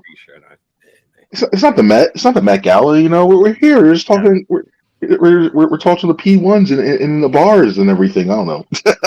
All right, here's where I want to start with you, Chris Franklin, and I will readily admit, if I had to give a grade to the Eagles' offense coordinator for his play calling week 1, I most definitely want to give him an incomplete because I have no bloody idea whether he's good at his job or not. I thought we'd get a pretty good clue after week 1. I almost want to say I know less than more after watching him call plays for a week. If I don't allow you incomplete as a grade, A+ to F, how would you grade out the Eagles play calling week number 1? I'd probably give it a C because at first I thought I know that, and I'll put the caveat on. I know the rain was playing a factor in it because it was pouring early on, so you couldn't really use your full complement of the offense. But when I look at it, it just seemed early. It just seemed really conservative with the screens and that, and the safety started Patriot safety started knowing it. It started creeping up a little bit more and more and more, and that affected the run game. It didn't work. I liked when they started taking shots down the field to try to soften that blow a little bit. You had to, in my opinion, you had the advantage when it came to wide receivers over cornerbacks, and also even I know Dallas Goedert didn't get to his target into the fourth quarter. Maybe just involve him in one of those screens just to get his hands to get him into the flow of the offense. So it's his first time. Is his first game as the OC, as the play caller officially, get back in the group. Could take a couple of games. You just hope it doesn't. You just hope it catches on from here on out. Yeah, I gave him a C-, Chris, so we're right in the same level. I'm a little bit tougher than you. Here's why. Because I can't stand this explanation of, and it wasn't Brian. We'll talk to Brian today, but Nick Sirianni. Oh, you can't go out of a game with DeAndre Swift getting 2 touches or, Dallas Goedert not getting a reception. Can't do that. Well, you're the head coach. Brian's the offensive coordinator. You can make sure, at least I know you can get DeAndre Swift more than 2 touches because you can just hand him the football if you want. You got to at least get the football to Dallas Goedert. But it's inexplicable to me that you can't get him the football. Make him the number 1 option on a particular play. I think that's a discipline issue from a play caller and a game planner when you're not getting people involved that you want to get involved, or he's lying to us and he doesn't want them involved. And why wouldn't he want them involved?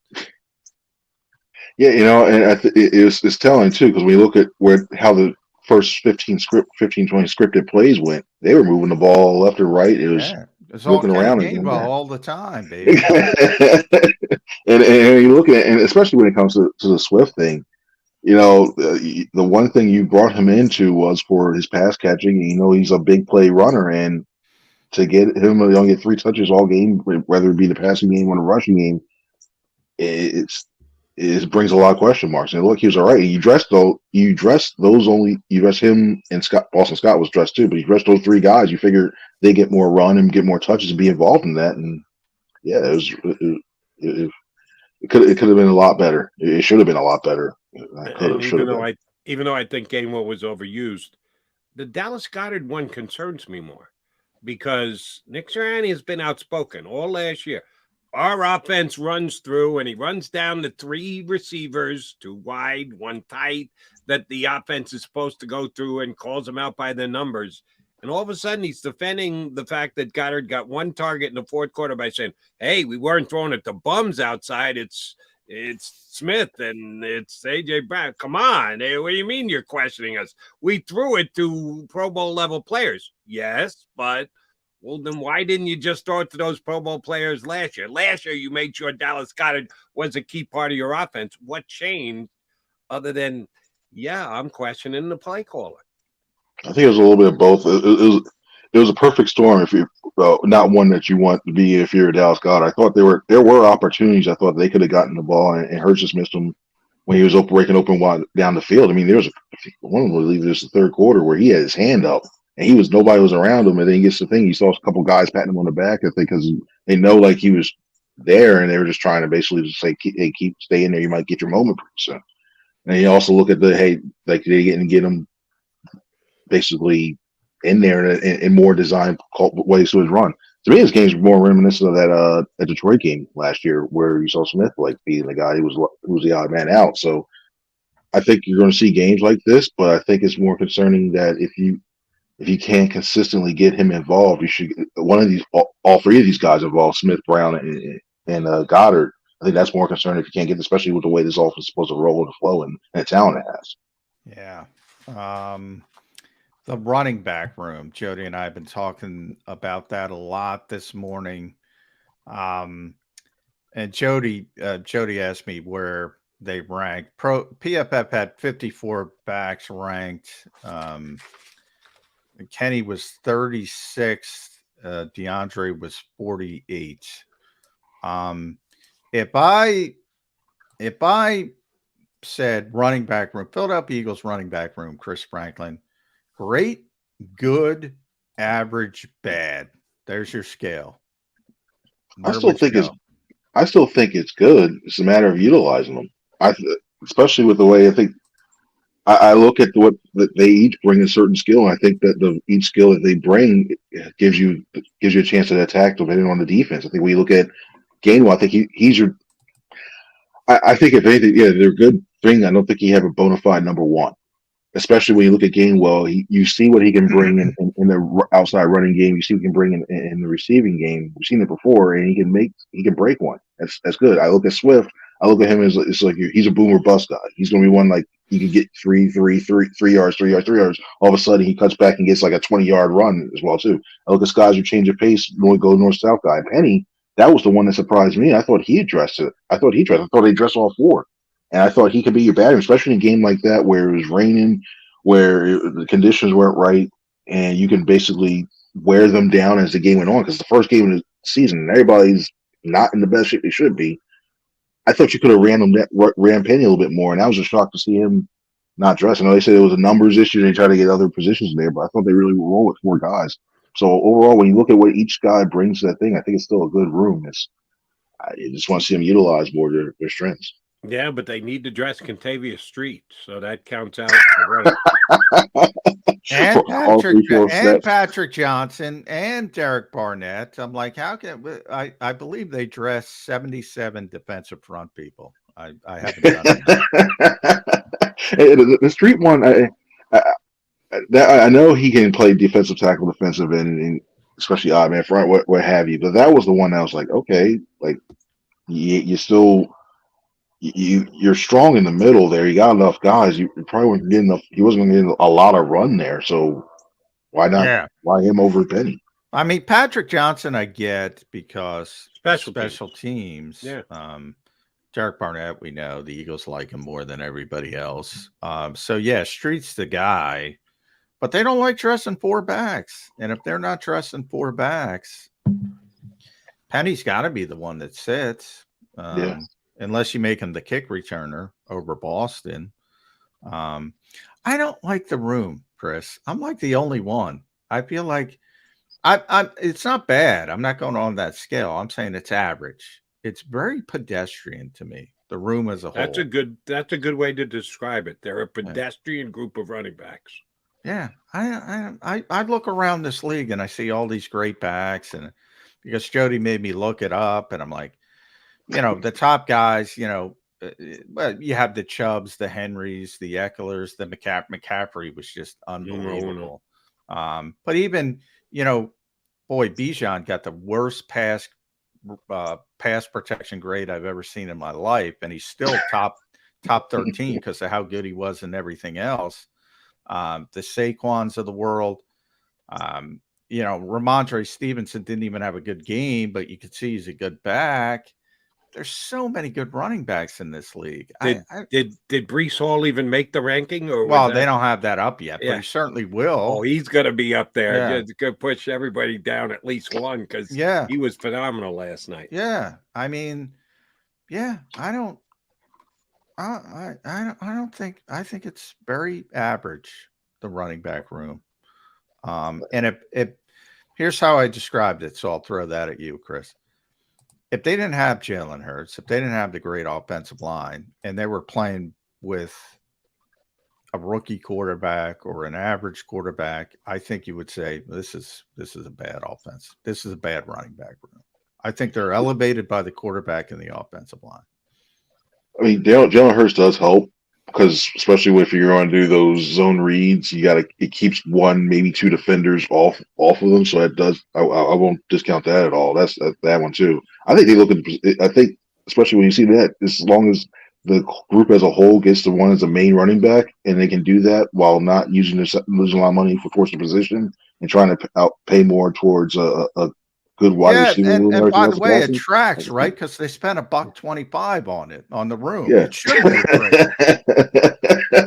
I think as long as you predict the production out of one top 3, top 4 back, and you get that during a game, I think that's for what else you have on the outside. I can live with that. That's for me. I can live with that because then you know that you can get the good passing game. If you utilize it and you can execute it that way, like this past week. I think you can live with a running back room because I think you got those guys who can that.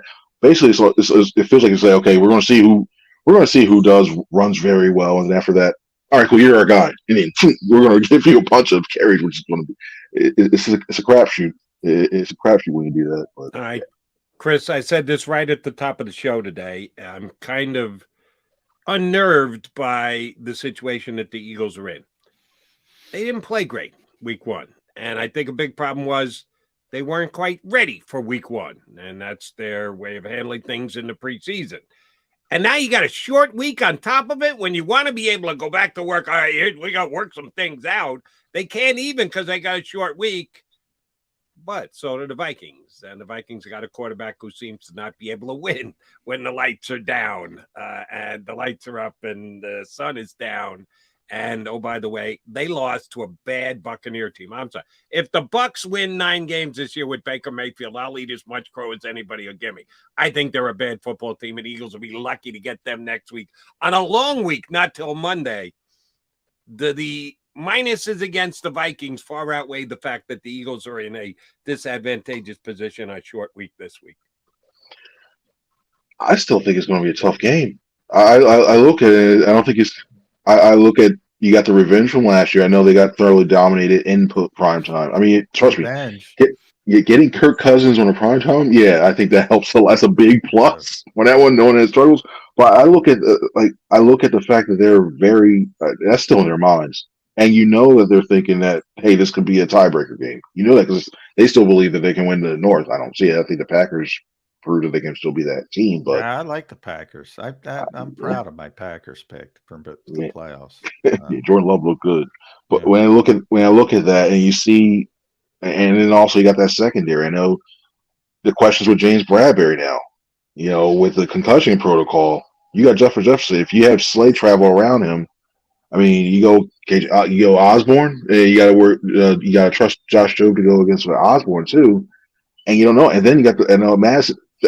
This is the one time where you're glad Dalvin Cook is no longer with that team because now you with Madison, you still question with those linebackers now, the linebacking core without Nakobe Dean. So I don't think it's going to be as easy as it's not going to be 24/7. I believe it helps that they're at home. It helps they don't have to travel and lose that. I got some reservations about this game, and I think it's going to be a lot closer than what people think. Interior offensive line, Chris. They can't block anybody, and they got to block Jalen Carter. I don't know how they even attempt to block Jalen Carter after what you guys saw. I did not make it to Foxborough, unfortunately, but boy, he was impressive. I think if there's one guy on Sunday that you said played at an all-pro level, and there are guys who played well. I think Reed played well. Jordan Davis was great. Yeah. But Jalen Carter was the best player on the Eagles. That strength, like that power. Like to me, when I was looking at him in Georgia, I was like, oh wow, he's really quick. He can get that raw power that he's showing. Just like, hey, let me get inside.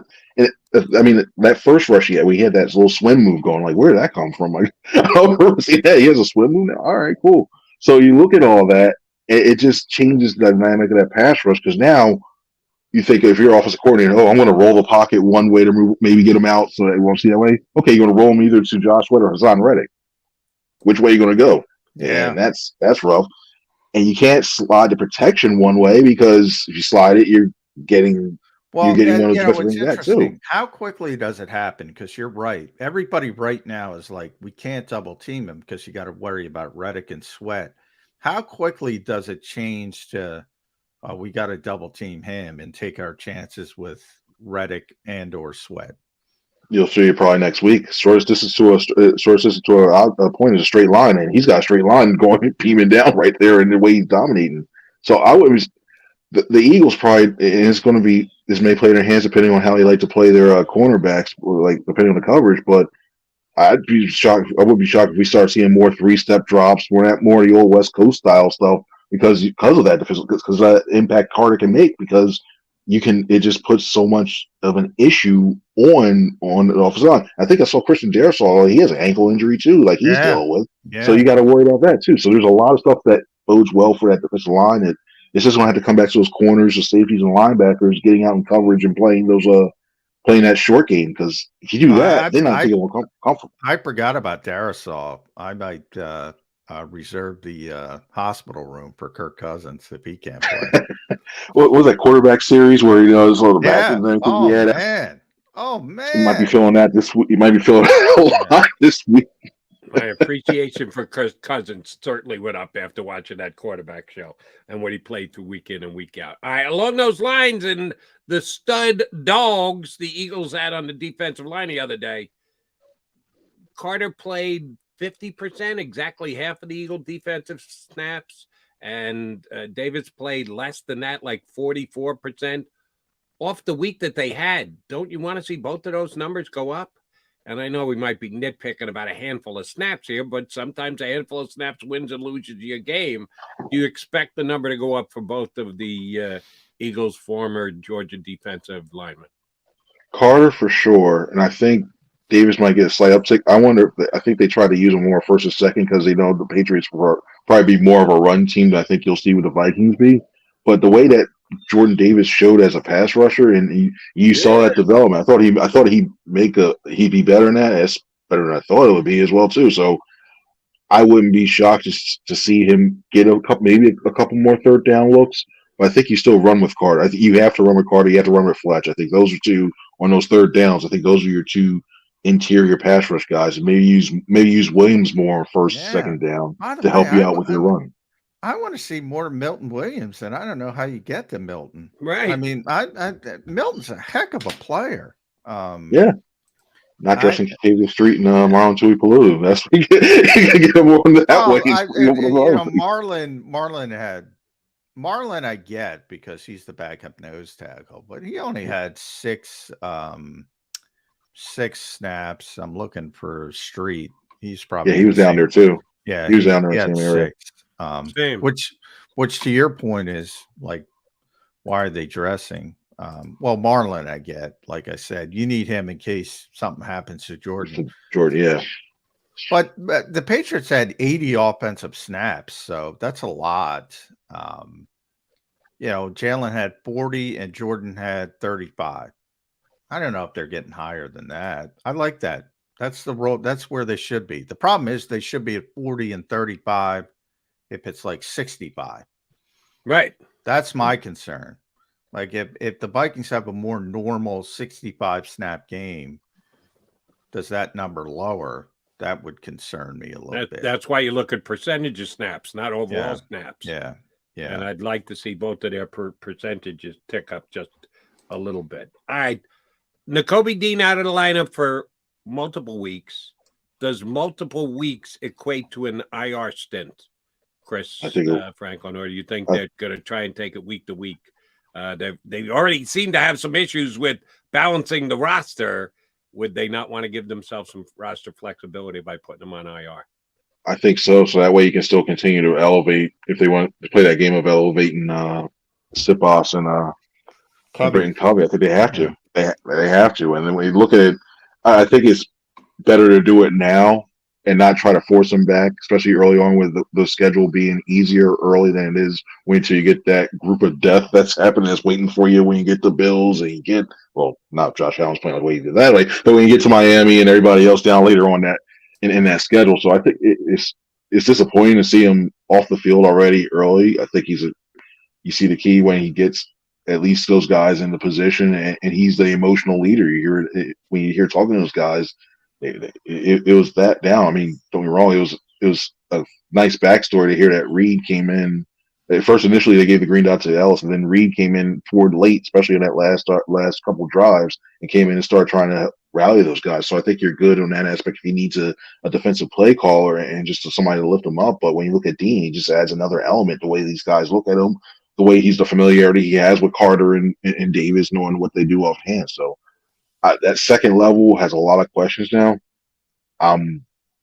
That's the biggest. I mean, I feel more comfortable with Job out at the other outside corner than I do with those linebackers as they present themselves right now. And yeah, you hope especially in the coverage game, that's the one I think that the Vikings can really tackle, man. Well, that's where. All right, I'm going to give you an over/under, and I'm going to place it at 10. T.J. Hawkinson over/under 10 receptions. You mentioned the 3-step drops. I think the Vikings are going to be very cognizant of telling Kirk Cousins, football's got to come out, buddy. And T.J. Hawkinson's good.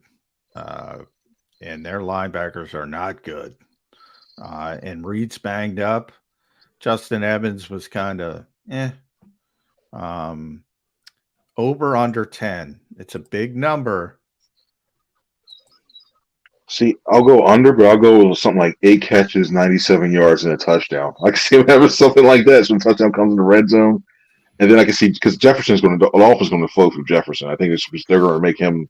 I think he gets, if anybody's double digits, I think it's still going to be him. But I can see getting 8 and near 100 yards and just. And it'll be the annoying way if you're looking from a defensive aspect, because it's not going to be the big play down the field like a 50-yard thing. It's going to be the 6 yards first down. 6 yards to get the first down. It's another 7 or 8 and just.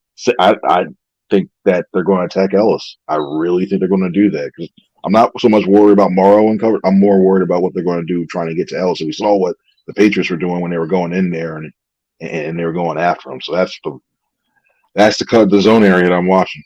For sure. And I just looked this up. I'm surprised by this. I'd forgotten. Shame on me for forgetting, but I did double check and look it up. Eagles Vikings last year. Johnny Mack says Vikings interior defensive offensive line might be the worst in the league. Eagles dominated the Vikings last year. How many sacks did they get in their 70-sack year versus the Vikings last year? I don't think they got a lot. I'm going to say 2. 2. That's all I got that day. And one of them was interior. Well, smart quarterback, though. And he was just throwing the ball up for grabs. Slay had like 18 interceptions. You could have had 18 more. All right. Johnny Mack led me right where I wanted to go. Thank you very much, Johnny Mack, the smart quarterback of the Minnesota Vikings. Chris Franklin, when the Vikings are within 6 points in the fourth quarter with 2 minutes to go, and they're facing a 4th and 8, who will come up and make the tackle on T.J. Hawkinson when Kirk Cousins throws it to him on a 5-yard route on 4th and 8 in the fourth quarter? Who's going to be the Eagle that makes that tackle? He probably down the guy on the not so smart play that the Viking quarterback attempts to make. I'm going to go. I want to go different. I want to go Evans. I think they'll be in big nickel. And I think Evans is going to move up a little bit more. And I want to see that way, too. I was thinking Rashaan Evans. I'm going, man, they're going to get him up to speed in 48 hours.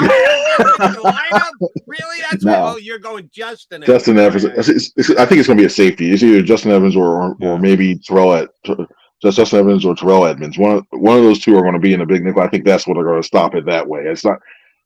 I think the only linebacker you may have on the field is Cunningham at that point, and just say, you know what?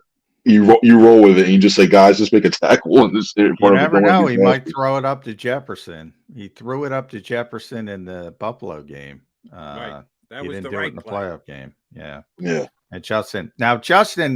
Darius Slay shut down Justin Jefferson last year. Definitely the worst game Jefferson had last season. Maybe the worst since he became a starter. But the officials let Darius beat the living crap out of him. You get the wrong officiating crew this year, Chris, it ain't gonna happen again. Little handsy, you went back and checked that film. Yeah, check that. All it was. Check that film. Slay admitted it. Slay's like, yeah, man, they let me play. He took advantage of it. If you get the normal NFL officiating crew, and I haven't looked who it is, but yeah, I wouldn't expect a repeat performance because that guy is special. Hey, pretty sure O'Connell's going to go right before the game and start going, yeah, remember, watch the hands on number 2. Watch his hands. We'll watch that one. Just start playing that bug early and often. If I'm him, I'm using it a little bit inside the press conference to draw even more attention to go, well, they got a little physical with us, maybe too physical. Wink, wink, nudge, nudge. I'm sure the minute O'Connell hits the field, he's going to be lobbying. He's going to be, remember what happened last year. Pay attention. Yeah. The minute let me ask each of you guys. Let me put you in a position of playing Vikings offensive coordinator. Play 1, you have Jefferson on the left side, and maybe Slay's covering him. Play 2, you should absolutely have Jefferson on the right side and see if Slay's covering him. And play 3, you should have Jefferson in the slot and see if Slay's covering. You got to determine that Slay is going to follow him everywhere that he goes. If that is the Eagles' choice, that they're going to do that and just have him follow him all over the field. You got any concerns about Job moving from left side to right side? Do you have any concerns about moving your slot cornerback outside? If you're going to do that, it makes sense. Yeah, and certainly Justin Jefferson deserves more attention, and you should bend the rules, your overall game planning rules, to make sure he doesn't kill you. But that does put a couple of guys in a potentially untenable position. Does that scare you at all, Chris? I think if you had to move Max to the outside, it does a little bit, because I think I like a little bit of the threat that he brings, either coming off the corner or if they decide to do a draw or something like that. His ability to be a tackler on that one too, and even if it's the red zone, if you're going in there, if you get a bigger receiver going against that on a fade, yeah, I'm a little worried about that part. Job not so much. Job only if he goes in the slot. I'll say that one too. If they start to put like the odds want that, and even then, I think they start to make an adjustment. Say, hey, you bump out and take the Y guy, and Maddox just stays in the middle in the slot there. So, yeah, Maddox is the only one I'm a little worried about. If you had to roll him to the outside, let him become an outside receiver in the red zone, especially. That's the one area I think I'd have some question marks about that, because he's so valuable in the middle there. At C. Franklin News, make sure you read Chris every day. Does a tremendous job covering this team. I'll end it with Jordan Addison, man. Rookie, you never know, but he looks gifted. And the thing I like about him is he runs routes well. I always like young receivers. If they can run routes and they reach the other stuff, they have that baseline. He obviously has the baseline from an athleticism standpoint. They're going to be good. To have that complement, Adam Thielen was a great player for a long time, but he's 32 last year. Couldn't get the separation any longer. Now you got that complement back who can get that separation. Is there any chance James Bradbury can get through protocol by Thursday? I can't recall. I don't see it. Honestly, because then you have to get him to. He has to do a couple tests that make sure he's all right that way. So then he has to do a physical test and the rest day and see how he responds to that. That's an extreme long shot. And even then, I think if he did get rushed through, you just bring up some more questions from the league, and they'll start to look at some stuff. So if you had to say ask today, is he going to be active or not? I think he's going to be inactive. It's just, to me, it's to go through the whole entire protocol and get him back on the field. You got to hope it was like, say, a grade 1 where it was just, okay, he got hit, it was a little jarring, but it wasn't a grade 3, he didn't lose consciousness. Grade 2, that stings. Trust me, I got a couple of those. Those are fun. But the grade 1 area, that's the one where it's like, if it hits you enough and you're like, all right, got a little headache, but I'm good. That's an outside shot. But not knowing the grades, I think it's a big thing to deal with that. But I think it's a long shot, especially if it's a grade 2. All right. I was fearing that the birds at Chris Franklin's house were inactive. And then they came. 15 minutes ago. So we know they're good to go versus the Vikings. Short week, doesn't matter. The Birds at Franklin House are good to go, and hopefully the Eagles are on as well. Chris Franklin, thanks for hopping in with us today. Thanks, bud. Thank you, guys. Y'all have a good one now. Well-dressed Chris Franklin here with us on Birds 365. All right, Mac coming back. You know what we got to do, put a bow on the show.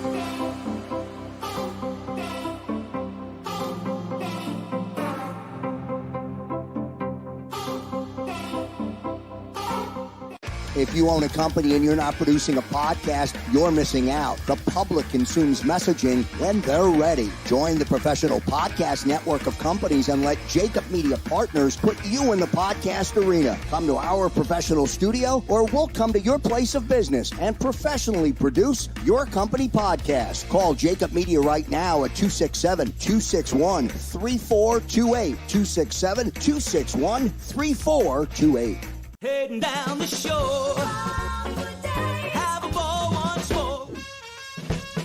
Here, imaginations run wild and time stands still. Because here, you can find the best of the Jersey Shore, all on one 5-mile island. So leave the old you behind and get lost in the woods. Wild, wild, wild wood days.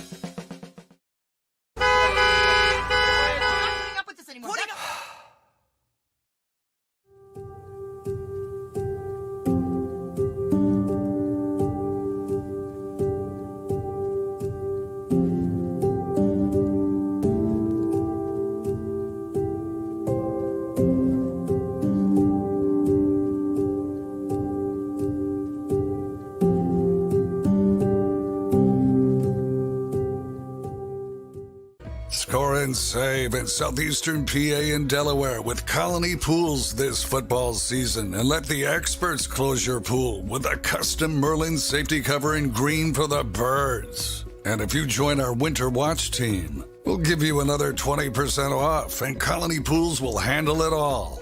Keep your tiles on your pool, not in your pool. Fly with Colony right now, Birds fans. Visit flywithcolony.com.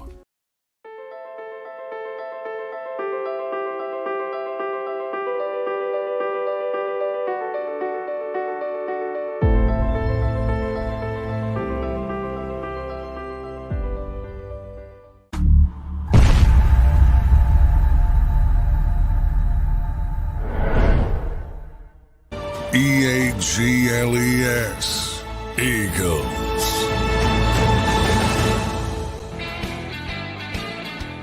All right, Mac and Mac guys, going to be back here again tomorrow to help get you that much further ready for the Vikings, because Lincoln Thursday is going to be here.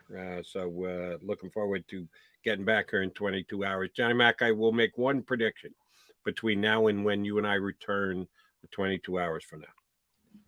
The information brokers, and you know what I'm referring to when I say that, right? The guys who are the lead guys in the National Football League. They're very good at what they do, but they also have allegiances to guys they get information from and put things out there because they want the information to continue to flow. You know what we're referring to here when I say information brokers. There will not be a report between now and when you and I return tomorrow. And, there will be a big report about the status of Aaron Rodgers and whether it's an Achilles or whether he's going to be done for the year or whatever else. There will not be a report that the Jets have interest in Carson Wentz. I am 99% sure that is the case because they do get information on Carson Wentz. Every time something crops up, they're veteran to the Kansas City Chiefs or the Buffalo Bills could be interested in Carson Wentz. That is completely planted by Carson Wentz's agent. Here's the problem with doing it now. If there is no signing, then there was no interest, because there has to be interest for the Jets part to sign another quarterback. Yeah, Aaron Rodgers is out for the year. Boyle is their backup quarterback right now, who has never sniffed it down. They thought so little of him, they didn't keep him on the roster. They only got 2 quarterbacks on the roster, Rodgers and Zach Wilson. That's it. So they have to sign another quarterback. If there's interest in Carson Wentz should be a Jet. There's a reason that Carson Wentz won't be a Jet because there's no interest in Carson Wentz. So even the information brokers won't go there because they don't want to be shown to be wrong because the Jets are not reaching out for Carson Wentz. No, I don't think they are, nor should they be. I mean, Joe's very familiar. We know what's going on with Carson Wentz. Tough story,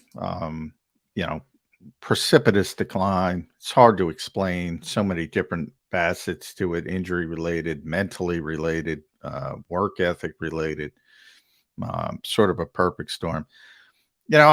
Jets fans, you're probably not going to like this, and I'll use you as a test subject, Jody. They got to go with Zach Wilson. They have to. That's their quarterback. That's what they have to do. They got to rebuild his confidence. I don't know how you do it.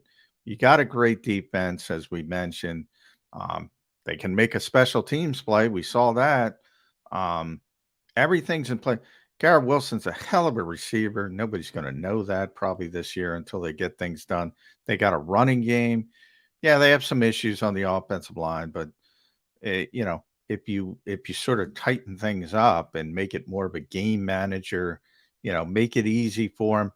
Problem is, I don't like Nathaniel Hackett a little bit. I like him getting away from, get out of Aaron Rodgers' way. Now you got to get in Zach Wilson's way. That's my biggest concern. Somebody's going to manage that poor kid. He's got talent. He's got no confidence. They got to build him up. That's the way you got to go.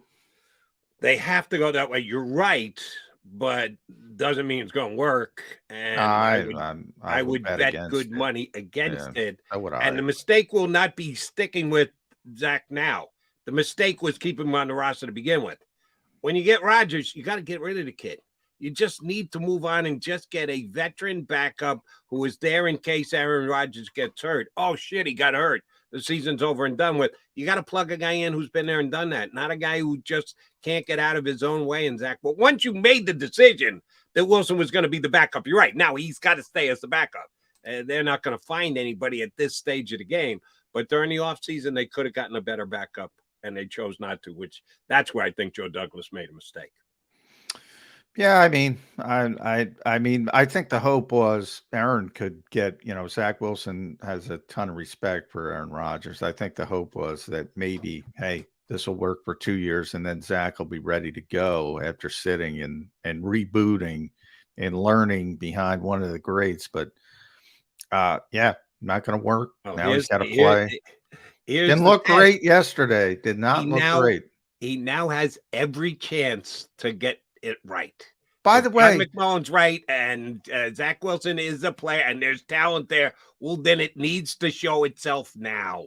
And by the way, I can't believe you're an offensive quarterback with maybe the best defense in the National Football League. Not other quarterbacks have to go out and outscore other teams. Jets defense is going to keep you in every damn game. You got to go out and win games. First of all, take care of the football. Don't turn it over. And I know we're late. I haven't said this. I wanted to say it. Josh Allen is so damn reckless. Yeah. I don't want him in the conversation with the top quarterbacks in the NFL any longer. He is so stinking reckless with the football. I'm not talking about talent. Obviously, he's got tremendous talent. He's too reckless with the football. 4 turnovers. Yeah, it's pretty obvious you're reckless with the football. And that's how the Jets won the game last night. I know Garrett Wilson made an unbelievable individual catch and a play, and they take a punt back in overtime to win it. The Jet defense won that game. They were that good, and the special teams. I mean, you got to give the guy credit for winning the game. Who won the game? So. Yeah, but if they don't play the kind of defense and have the 4 takeaways, it never gets to overtime to make that punt return. That game is lost well before that.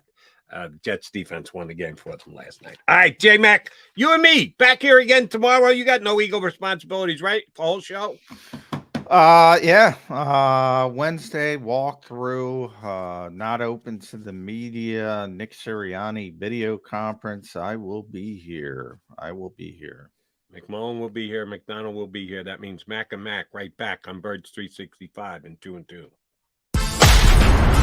You've been listening to Birds 365, the destination for the passionate Eagles football fan who bleeds green. If it's Eagles football, we're talking about it. Debate inside the locker room and guests that are some of the greatest football minds from around the region. We hope you enjoyed the show. We know we had a blast. Make sure to like, comment, and subscribe, and we'll be back soon. But in the meantime, hook up with us on social media at JAKIB Sports. See you next time on Birds 365.